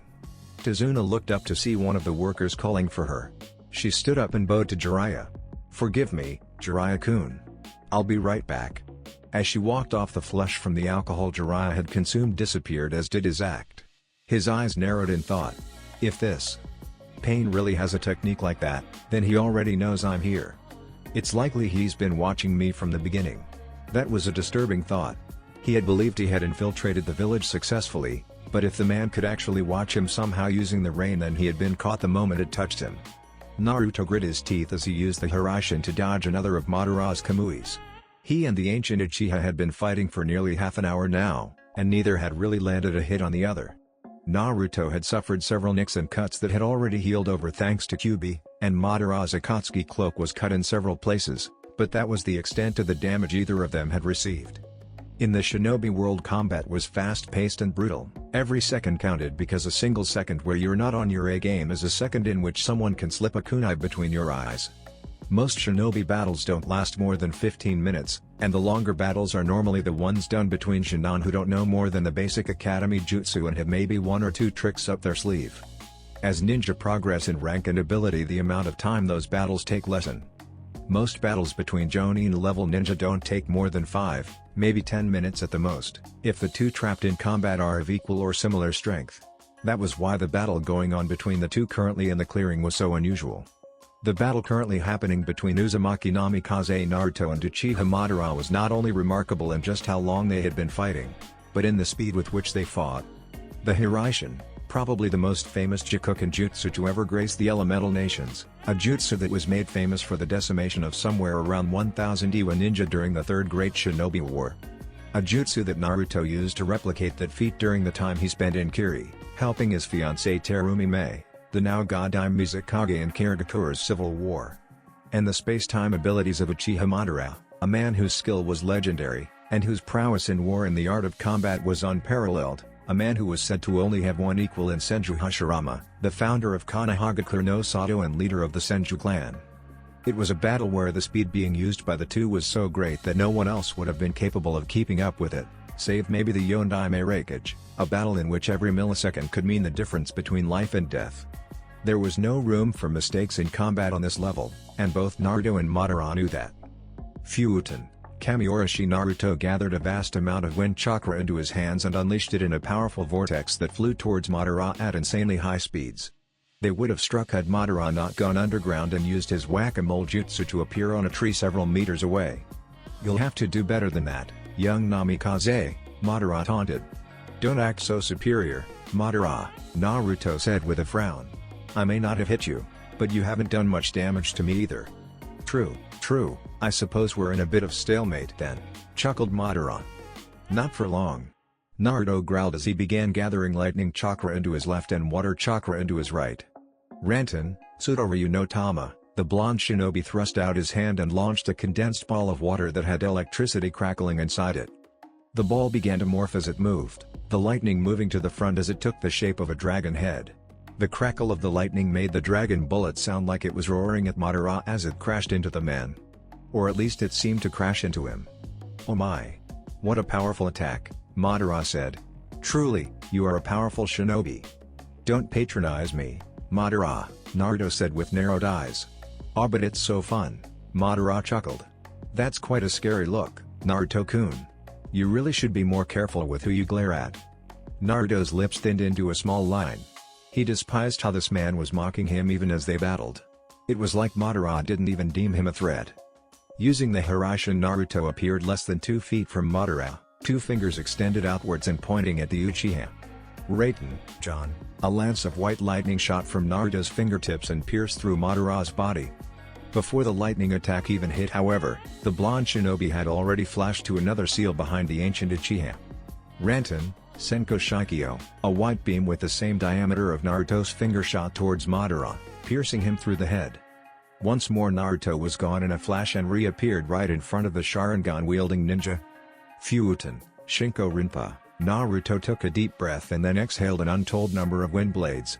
He moved his head up and down, sending a stream of unending blades through Madara's body just as the 2 other attacks hit. None of them even touched Madara. "My, what powerful ninjutsu you have," the Uchiha complimented, though the mocking tone it was in let Naruto know what the red-eyed man really thought. "Had I been anyone else, I dare say those attacks would hurt." "Damn it," Naruto thought as he flashed away. "Nothing I do even seems capable of hitting him. What the hell kind of jutsu is he using to avoid my attacks?" Even as skilled as the blonde was in Jikuken jutsu, he could think of nothing that allowed attacks to simply phase through them. It was like the man was a ghost. "Well, seeing as how you're done, I believe it's my turn now." Naruto's eye widened as Madara appeared right in front of him, and he was just barely able to dodge kunai that came his way.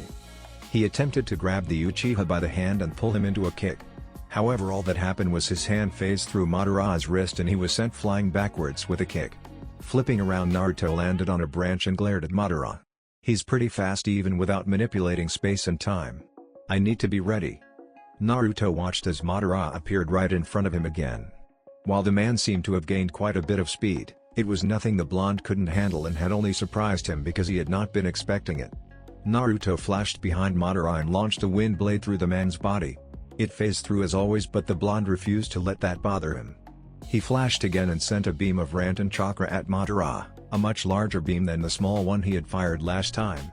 This one was around 10 feet in diameter, and when it struck the place Madara had been standing, the entire area disintegrated.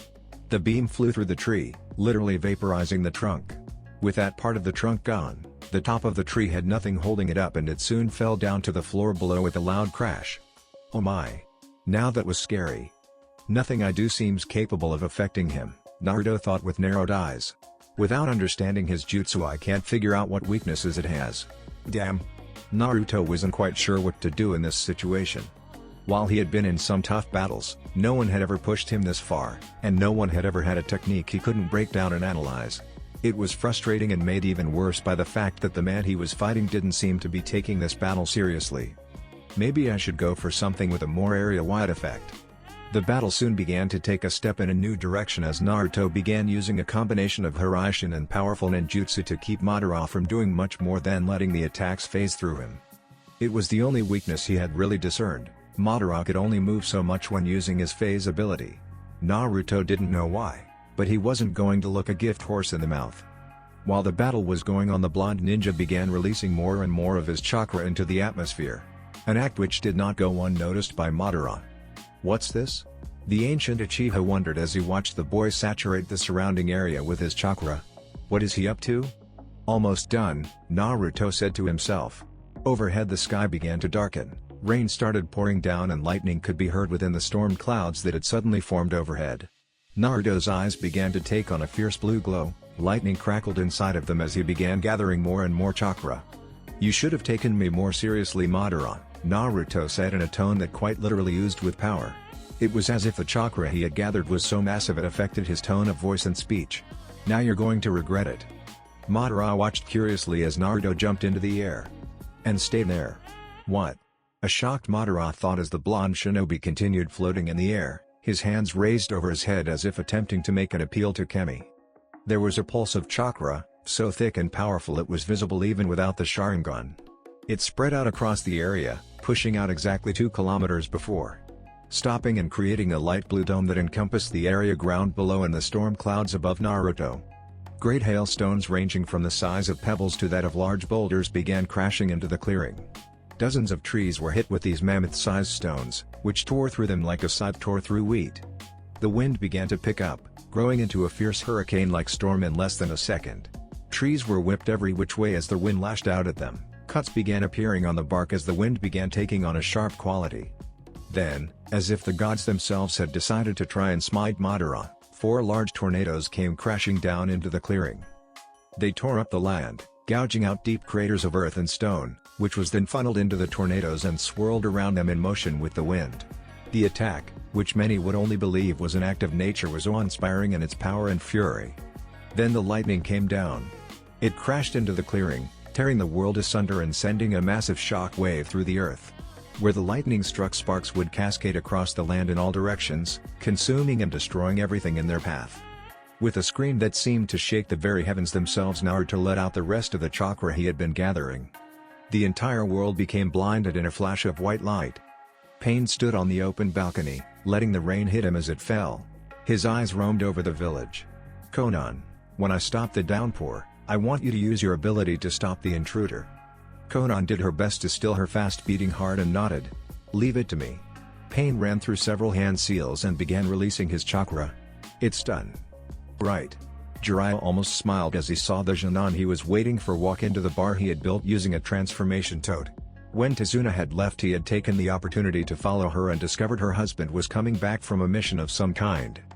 Since he had not had any luck in getting the kind of information he had wanted from civilians, he decided the best way was to get information from Namikaze's shinobi.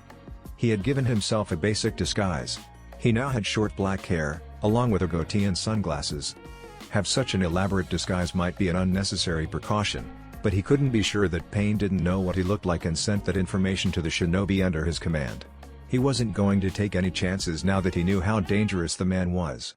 Welcome, he said as the Genin and his partner hung up their raincoats and sat down. What can I get for you two? Get us some snacks and some sake, the Genin with light brown hair said. It's not Sunday, is it? Isn't that when Pain-sama normally uses this jutsu? Pain-sama must have had something important come up, the other Genin, one with dark brown shoulder-length hair said. Maybe he's leaving the country for something. But it's never rained this much on other days of the week, said the man that Jiraiya had decided to call Spiky. The other Genin, who had just been dubbed scraggly by Jiraiya, shrugged. Maybe he needs to put a lot of power into this jutsu so it lasts. But if it keeps up like this... Oi! Watch your mouth, the scraggly Shinon said angrily. Pain-sama is working constantly for everyone in the village. Just bear with it for a while. Yeah, I guess you're right, the spiky-haired Shinon replied. He then looked over at the disguised Jiraiya and frowned. Why haven't you made us anything yet? Sorry, it just takes some time to prepare, Jiraiya said. You see, this is our grand opening today, so I've got a special grand opening service today. Really? Exclaimed an excited Scraggly. What kind of service is it? The Club Frog's special torture service. At these words a puff of smoke enveloped Jiraiya and he was returned to his normal spiky wide-haired form.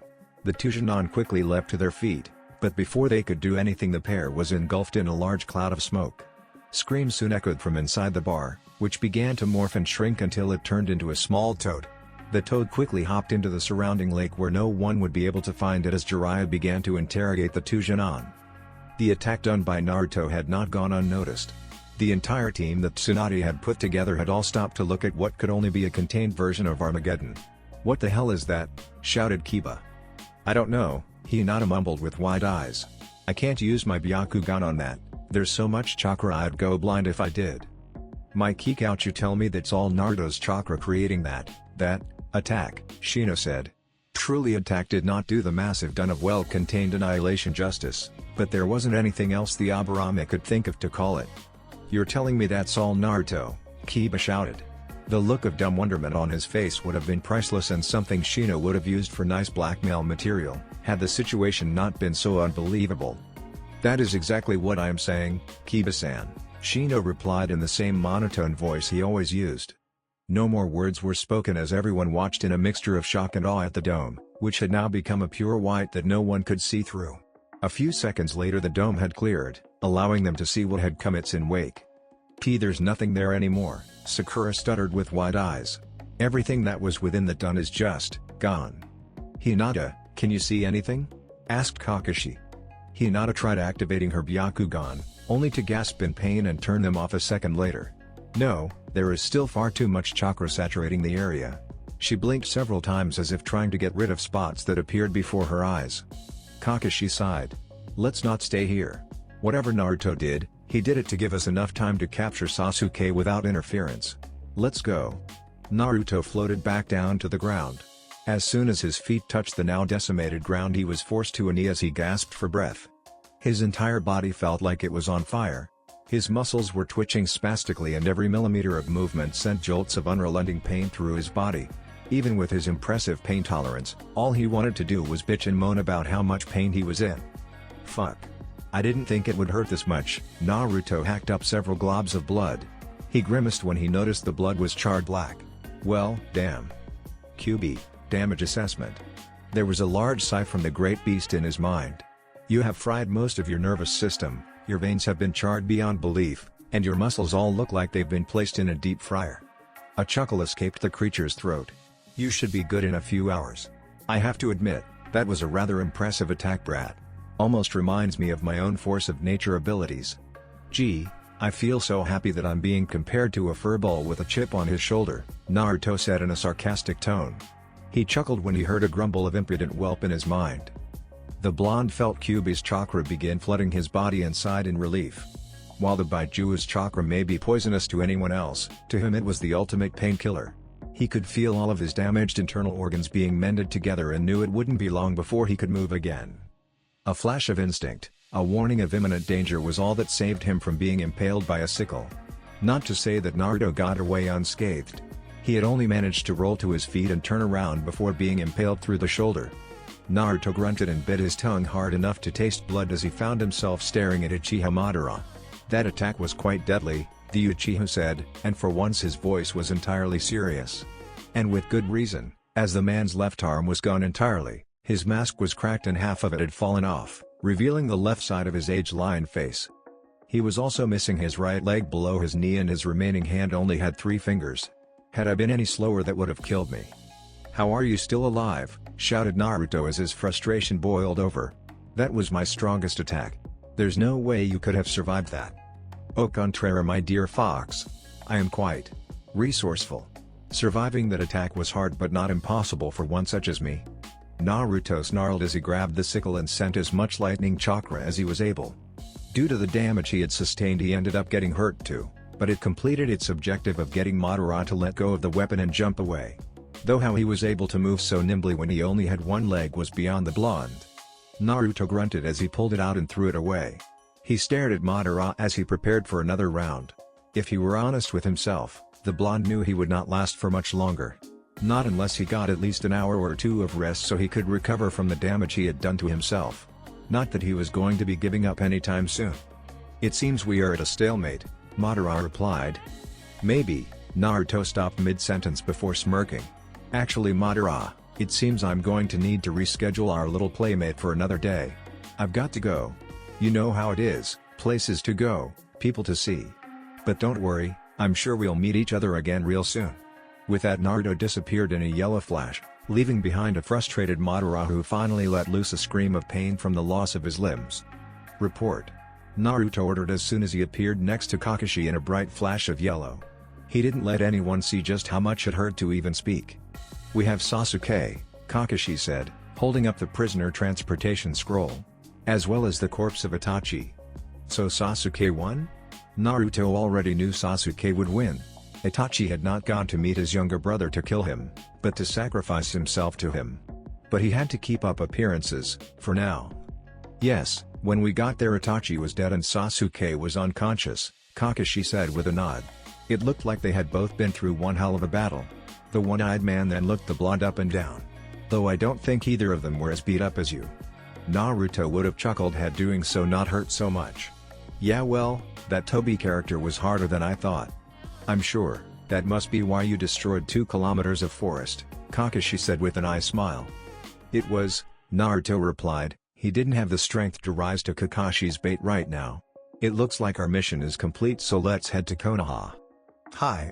Outside the rain and Namikaze had stopped. Pain turned to Konan. "Do it, Konan." "Hi," she said, bringing her hands into a single hand seal. Cracks soon appeared on her face and the sound of peeling was heard. Konan spread her arms wide as her body began to peel apart into some sheets of paper. Hundreds of thousands of sheets floated into the air as Konan's body disappeared and became paper. The small purple flower that she had kept in her hair since she was little was the last sheet to float off and flatten itself. Then the sheets began to fold themselves until thousands of butterflies now floated in the air. The small origami butterflies flapped their wings and began to disperse, heading off to search for the intruder. Konan did not know who it was, but she could only hope it wasn't someone allied with Naruto. Jiraiya frowned as he walked down one of the many streets in Name, thinking about what he had learned from interrogating the low-level Jinan. It seemed no one really knew much if anything about Pain. All they had was rumors and hearsay. No one even knew what he looked like, and some thought rumor of Pain's existence as just a myth. Everything the people heard, whether they were orders, speeches and even religious festivals, were all given to the populace by proxies or the angel. Because this, Jiraiya couldn't even tell if Pain existed, or whether he was simply a front for the true person acting behind the scenes. Maybe this angel was the person who was really in charge, or even someone who didn't truly live in Namikaze. Unfortunately, all he had to go on was what he knew, and that wasn't much. Even more disturbing was that he had heard the civil war that had supposedly been going on had been over for over a decade. Even worse was the rumor that Pain had crushed Namikaze all by himself, including Salamander no Hanzo, a man who was said to be just as and maybe even more powerful than Sarutobi Hiruzen had been in his prime. That was another thing Jiraiya had trouble grasping. Hanzo was a legend for his prowess on the battlefield. He had even been the one to defeat Jiraiya, Orochimaru and Tsunade and had given them the title of Sannin. Even more concerning was the knowledge that Hanzo had become extremely paranoid during the later years after the war. From what the Jinan had said, Hanzo had always been surrounded by an elite unit of guards to protect him at all times, and even children were searched for weapons when he went out. That anyone could defeat not only Namikaze's forces, but Hanzo all by themselves was a frightening prospect. However, that wasn't even the worst thing he had learned about Pain. No, the worst was the man was not only powerful, but completely merciless as well. He had killed not just Hanzo, but Hanzo's parents, his wife, his child, distant relatives, anyone even remotely related to or allied with Hanzo was killed. Then he had burnt their homes, several living districts which to this day were still demolished as a warning to those who might show resistance. Jiraiya knew now that the only way to get anywhere was to find this pain and fight them himself. As he entered a new road, his eyes widened as he saw several hundred sheets of paper flying at him. Despite being surprised, however, he wasn't an S-ranked ninja for nothing and reacted so quickly that no one would have known otherwise.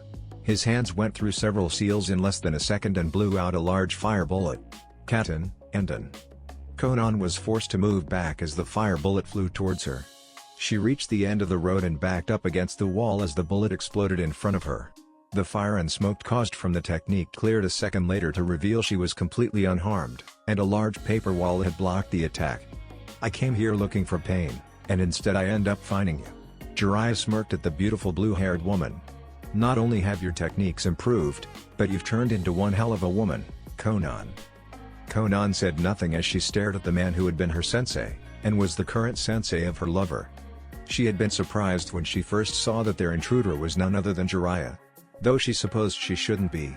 Jiraiya had a spy network almost as vast as Madara's. It was a reasonable assumption that Amigakure would eventually become suspect for holding Akatsuki. One thing Konan knew was that they were now in a bad way. The whole reason she and Naruto had agreed not to inform Jiraiya was because they both knew he would come looking for Nagato if he found out they were alive. But Nagato was no longer the man he once was, he was now Pain. A man who had lost his heart long ago and could no longer see that his goals had shifted from bringing peace to revenge. Jiraiya was unaware of her thoughts as he began speaking again. "I thought you were dead, but instead, you're just a bunch of paper. So, I'm going to go out on a limb and say that you're this angel people keep talking about?" When Konan still said nothing, Jiraiya grunted. "So who is Pain?" "That's none of your business, sensei," Konan said as she played her part and began floating in the air. Jiraiya tensed, wondering if he was about to have a fight on his hands. He, woman who only had half a body at the moment, floated up higher into the air and several thousand sheets of paper began forming out of her back, creating two large angel wings. "So, that's supposed to make you an angel?" asked Jiraiya with narrowed eyes. "Doesn't look like much. Does that shape bring you any benefits?" Konan said nothing, however she did begin launching several thousand paper shuriken at him. Jiraiya reacted quickly and began blowing out a stream of fire to counter her attack. As the two tried to overpower each other, Konan slipped a sheet of paper behind Jiraiya and stuck it on his shoulder. The white-haired Senin's eyes widened as he felt something slap on his shoulder. Thinking it was a paper bomb, he peeled it off quick and was just about to throw it away when his eyes caught sight of it. They widened as he saw that it wasn't a paper bomb, but a message. "What the hell do you think you're doing here, sensei?" Jiraiya blinked in surprise, and it was only his instincts which managed to keep him from getting impaled by more paper shuriken. Or was it? "These shuriken aren't getting close to hitting me," he realized with a frown. Being a ninja of his class, Jiraiya could easily tell when someone was trying to actually hurt him or not. And he could tell that Konan was trying very hard to make it look like she was trying to kill him, but she actually wasn't. It was like she was putting on a show for someone else's benefit. What was going on here? Deciding to play along for now, Jiraiya blew out several dozen large fireballs that sailed towards Konan. At the same time, he slipped the sheet of paper in between the fireballs, having used the split second to scrawl a quick message using his chakra. Konan caught the message on one of her wings and discreetly read it. "I'm looking for information on Akatsuki. I didn't expect to see you here. You've grown quite beautiful, my dear." Konan didn't know whether to scowl or smirk. It seemed Naruto was right and Jiraiya really was a pervert. Even in battle he was trying to compliment her. She responded to his compliment with more paper shuriken, this time aiming closer to him, more specifically his male bits, causing the man to pale. She almost let her impassive face fall in amusement, but shook her head and once again slipped a message through the attacks. "You shouldn't have come here, sensei. This village is much more dangerous now. I suggest you leave while you can." Jiraiya frowned, even as he sent some oil towards Konan, which coated her form liberally and made it impossible for her to use her paper jutsu. He went through several hand seals and his already lengthy hair extended to ridiculous lengths. It quickly wrapped around Konan, binding both her wings together so she could not try to use them to escape. As Jiraiya's hair wrapped around Konan, a small strand of it discreetly slipped his reply to her last note on one of her angel wings, at an angle where she could read it. "I can't leave. I have to find out information on Akatsuki, and I'm guessing you know about it. Who is your leader? And what happened to Nagato and Yahiko?" Konan growled in frustration as she read her former sensei's reply. This man was going to make it incredibly hard to get him out alive. She wasn't really sure what to do. Neither she nor Naruto had planned for Jiraiya coming here to look for information. They both knew it had been a possibility, but had assumed that the man wouldn't do anything for a few more years. And by that time they had hoped Akatsuki would be defeated. She was just about to use one of the more powerful jutsu Naruto had taught to her, what he called an ace in the whole jutsu. Her lover had not wanted her to rely on just her paper jutsu, feeling that paper was too easy to counter once someone realized its weakness. Thus he had taught her 5 jutsu from each element, and 5 non-elemental jutsu. She was preparing to use one of the wind jutsu he had taught her, when a familiar voice made her freeze. "It's been a long time, Jiraiya-sensei."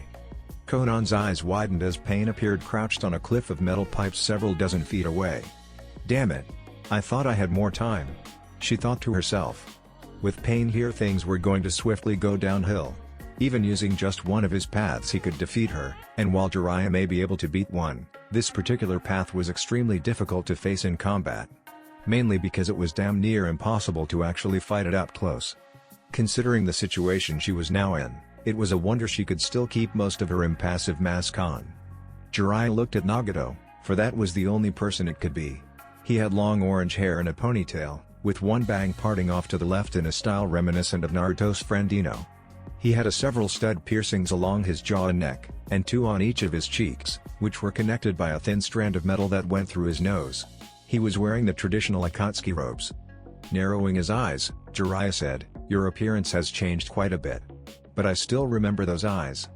He remembered the very first time he saw those eyes, the legendary Rinnegan, back when he had been training the 3 Ame orphans. Nagato and Yahiko had been attacked while he was away. When he returned, the ninja were dead and Nagato was in a state of shock and had gained the most legendary of all Dujutsu. "So you are the one they call Pain, Nagato. It seems you didn't grow up as I had expected. What happened to you?" "You don't need to know that," Pain said. "You're just an outsider, after all."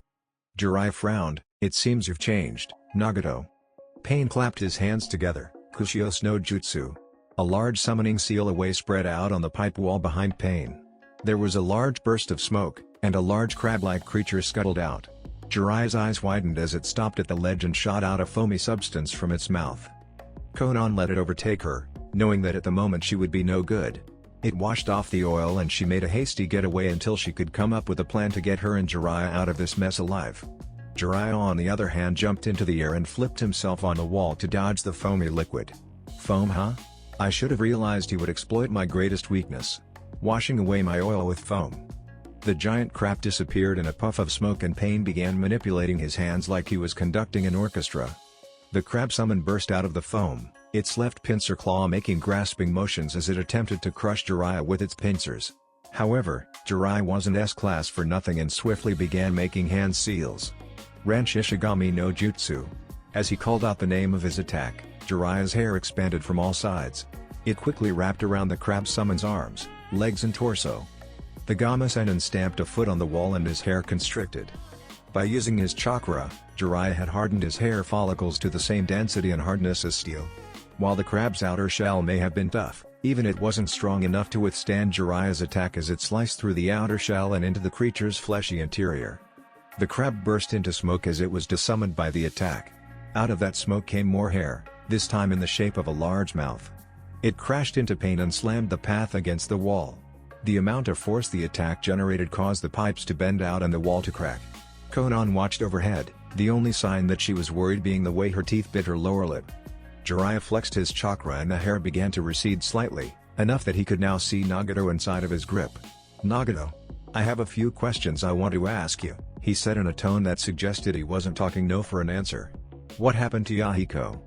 Konan winced at the memory the boy's name brought. She shook her head however and quickly replaced it with the memory of the man who was very similar to the bright and excitable boy. She looked over at Pain whose face was impassive as always. "Ah, I do recall someone by that name, yes," Pain replied. The tone in his voice suggesting he didn't care about the name, causing Jiraiya to grunt angrily. "He died a long time ago." "What? He died?" Jiraiya nearly joked. He looked at his old apprentice and frowned. "What happened to you, Nagato? Your old self would have never been so callous." "Happen? Nothing happened," Pain said without inflection. There was just war. There was too much death here. That death caused pain and that pain made me grow. What the hell are you talking about? Through pain, even a foolish child will grow up, Pain continued. Through pain, words and thoughts are controlled too. Jiraiya scowled. Are you saying that casting aside feelings for your friend makes you a man? Sensei, Pain said chidingly. You are still a man. But caught within infinite pain, I transcended humanity. What? Jiraiya said in a harsh whisper. That's right, Pain said.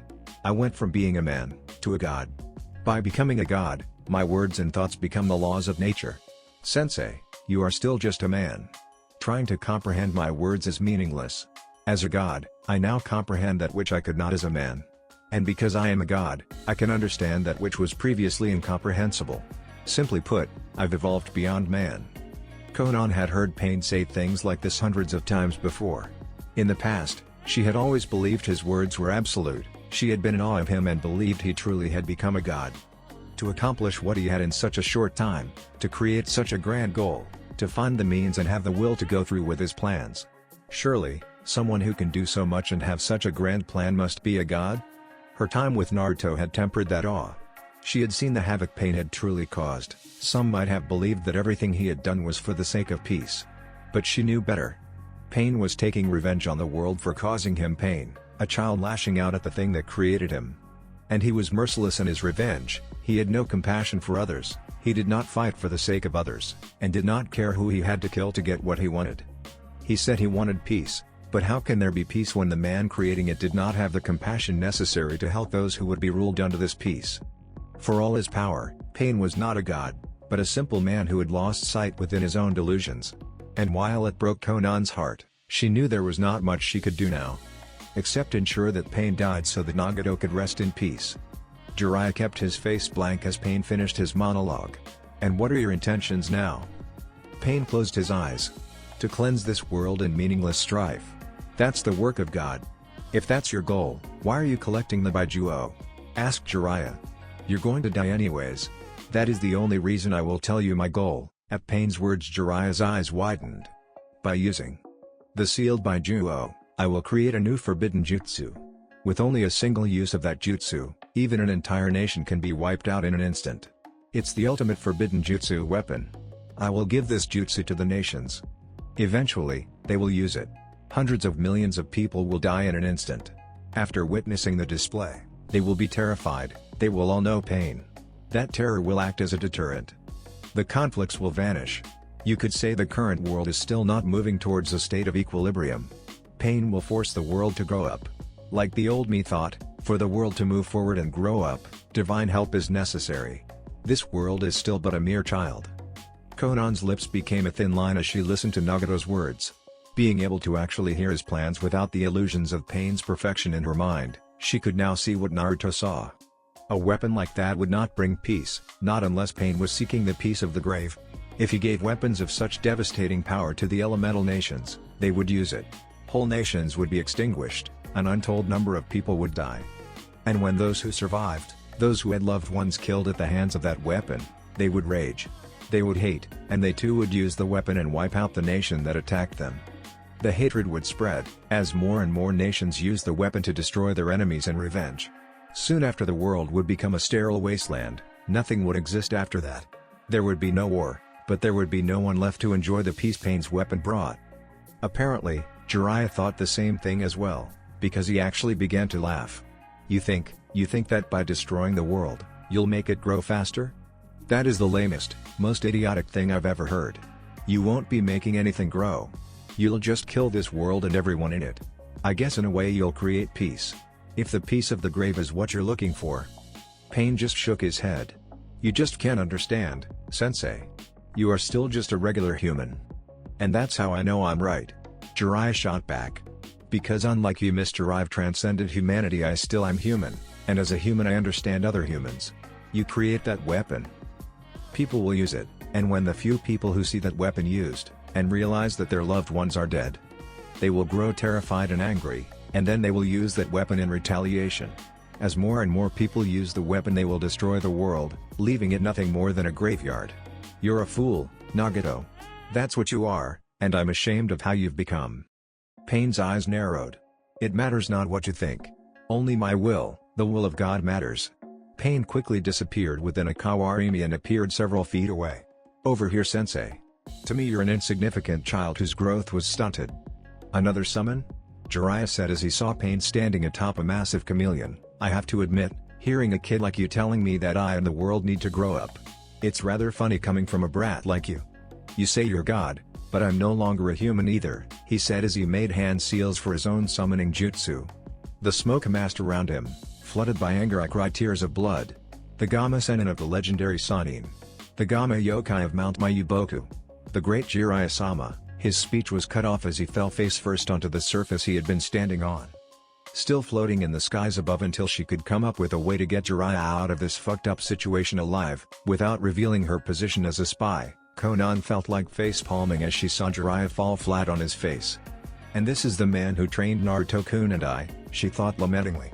You really haven't grown up at all, have you? Pain said with disdain. You're still just as clumsy and childish as ever. Jiraiya pushed himself up until he was on his hands and knees. Damn it, Gameken-san, don't move around so much when I'm striking my pose. The massive toad had clothing on that was very similar to Gamabunta except his was magenta in color. He had horns on his head, black markings going down his face, and he held two objects in each hand, a shield in one and a Sasumata in the other. Don't blame me, it's your fault you tripped over your own feet like a clumsy idiot. No respect. Jiraiya muttered as he rubbed his face. Soon Pain and his massive chameleon came charging forward. We won't be able to go easy in this fight.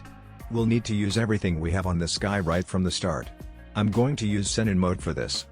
Gameken looked up at the summoner on his head in shock. What? Jiraiya, are you really going to use that so soon? Is this guy really that powerful?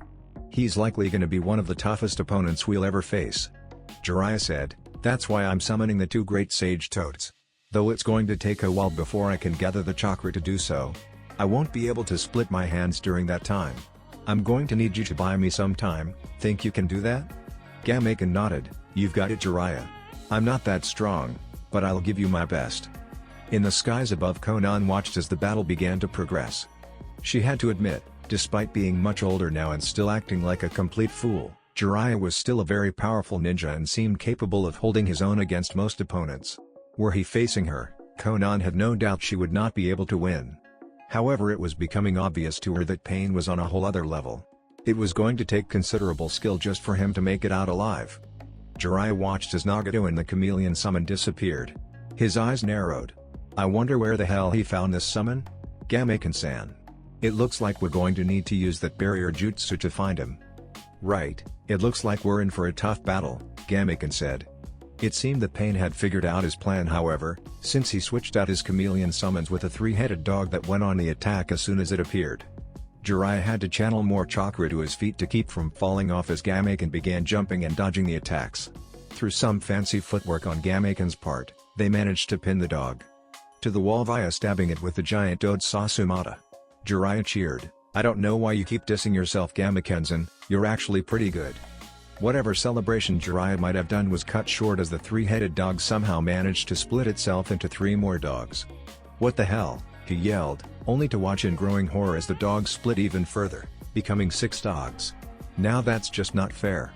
Gameken soon began to battle with the now 6 one-headed dogs, jumping around as he used his Sasumata and shield to fight them off as he jumped from wall to wall.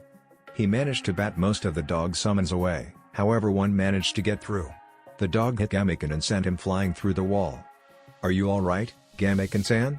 Asked Jiraiya as his summon managed to hang onto one of the poles. Think you can move without jostling me so much? I'll try my best, Gameken said. That's all I can ask for. Jiraiya frowned as he looked at the now dozen-headed dog, the former dogs having melded together. I really have no clue what we're dealing with here. I wonder if these dogs are bound to some kind of self-replicating summoning technique? Either way, I think we should get out of here for now. The pole Gameken was holding began to loosen and fall. Let's fight them in a location of our choosing. Right. Gameken leapt away as soon as he hit the ground, heading off as the dog split one of its heads and went off after them. As they were running, Jiraiya's eyes widened as he caught sight of a still camouflaged Nagato hanging off a wall. Unfortunately, he could do anything due to the dog chasing after him. Gameken moved quickly, luring the dogs into a place of their choosing. They soon managed to lure the dogs into a dead end. Jiraiya smirked. Well, it looks like we're trapped, Gamekin-san. He eyed the dogs as they prepared to attack. They'll likely try and split up again, so get ready.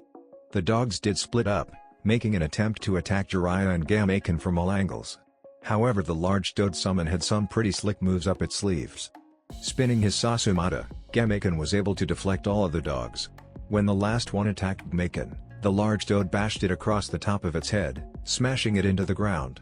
He jumped up and began looking for a place to recuperate from the wounds he received at the dog's hands. However, before they could get far, a giant drill-beaked bird came at Gamekin, who lifted his shield to block. It kept him from taking immediate damage, but it didn't keep him from being slammed into a wall hard enough that the pipes on it burst. Jiraiya winced as he was jostled around. Whenever I plan to attack, he hides himself. This really sucks. Jiraiya tried his best to think up a strategy to fight, because if he kept going like this he wouldn't even live long enough to use Senin mode. I don't understand. With the Rinnegan, Nagato is capable of using all 6 chakra natures, so why is he just using summons? A massive ox rushed at him and Gamekin. Gamekin, you can return home now, I'm ready.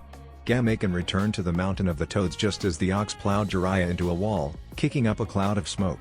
However, it ended up with the ox blown away as if it were a lightweight. Kid, why do you always summon us to annoying places like this? No wonder Bunta is always so angry at you. An elderly voice came from the hole that Jiraiya and the ox had made in the wall.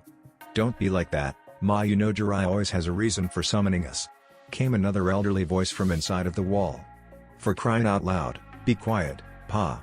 Sorry for summoning you both here, Fukasaku-sama, Shima-sama, Jiraiya said apologetically. Shima spoke again. But brat, didn't you always say you disliked this form because it made your face ugly and chased away the girls? That's why you only use it when fighting the other brat. Jiraiya chuckled. Naruto would be pissed to hear you call him brat. Besides, there's no choice but for me to just deal with it. I am fighting an opponent with a Rinnegan after all. The Rikadu's eyes. To think it really exists. Well, in that case it can't be helped. Jiraiya's form could be seen from the shadows of the hole in the wall with 2 small toads on both of his shoulders. Looks like we've got to fight with you. Jiraiya's smile was grim as he walked out of the hole for pain to see his new form. I'm glad I can count on you too. It's good to know a guy has friends. That's it for this video. I hope you all enjoyed the video. Don't forget to like the video, subscribe to the channel, and follow me on my other social media accounts. Anime God here, and I'm signing off.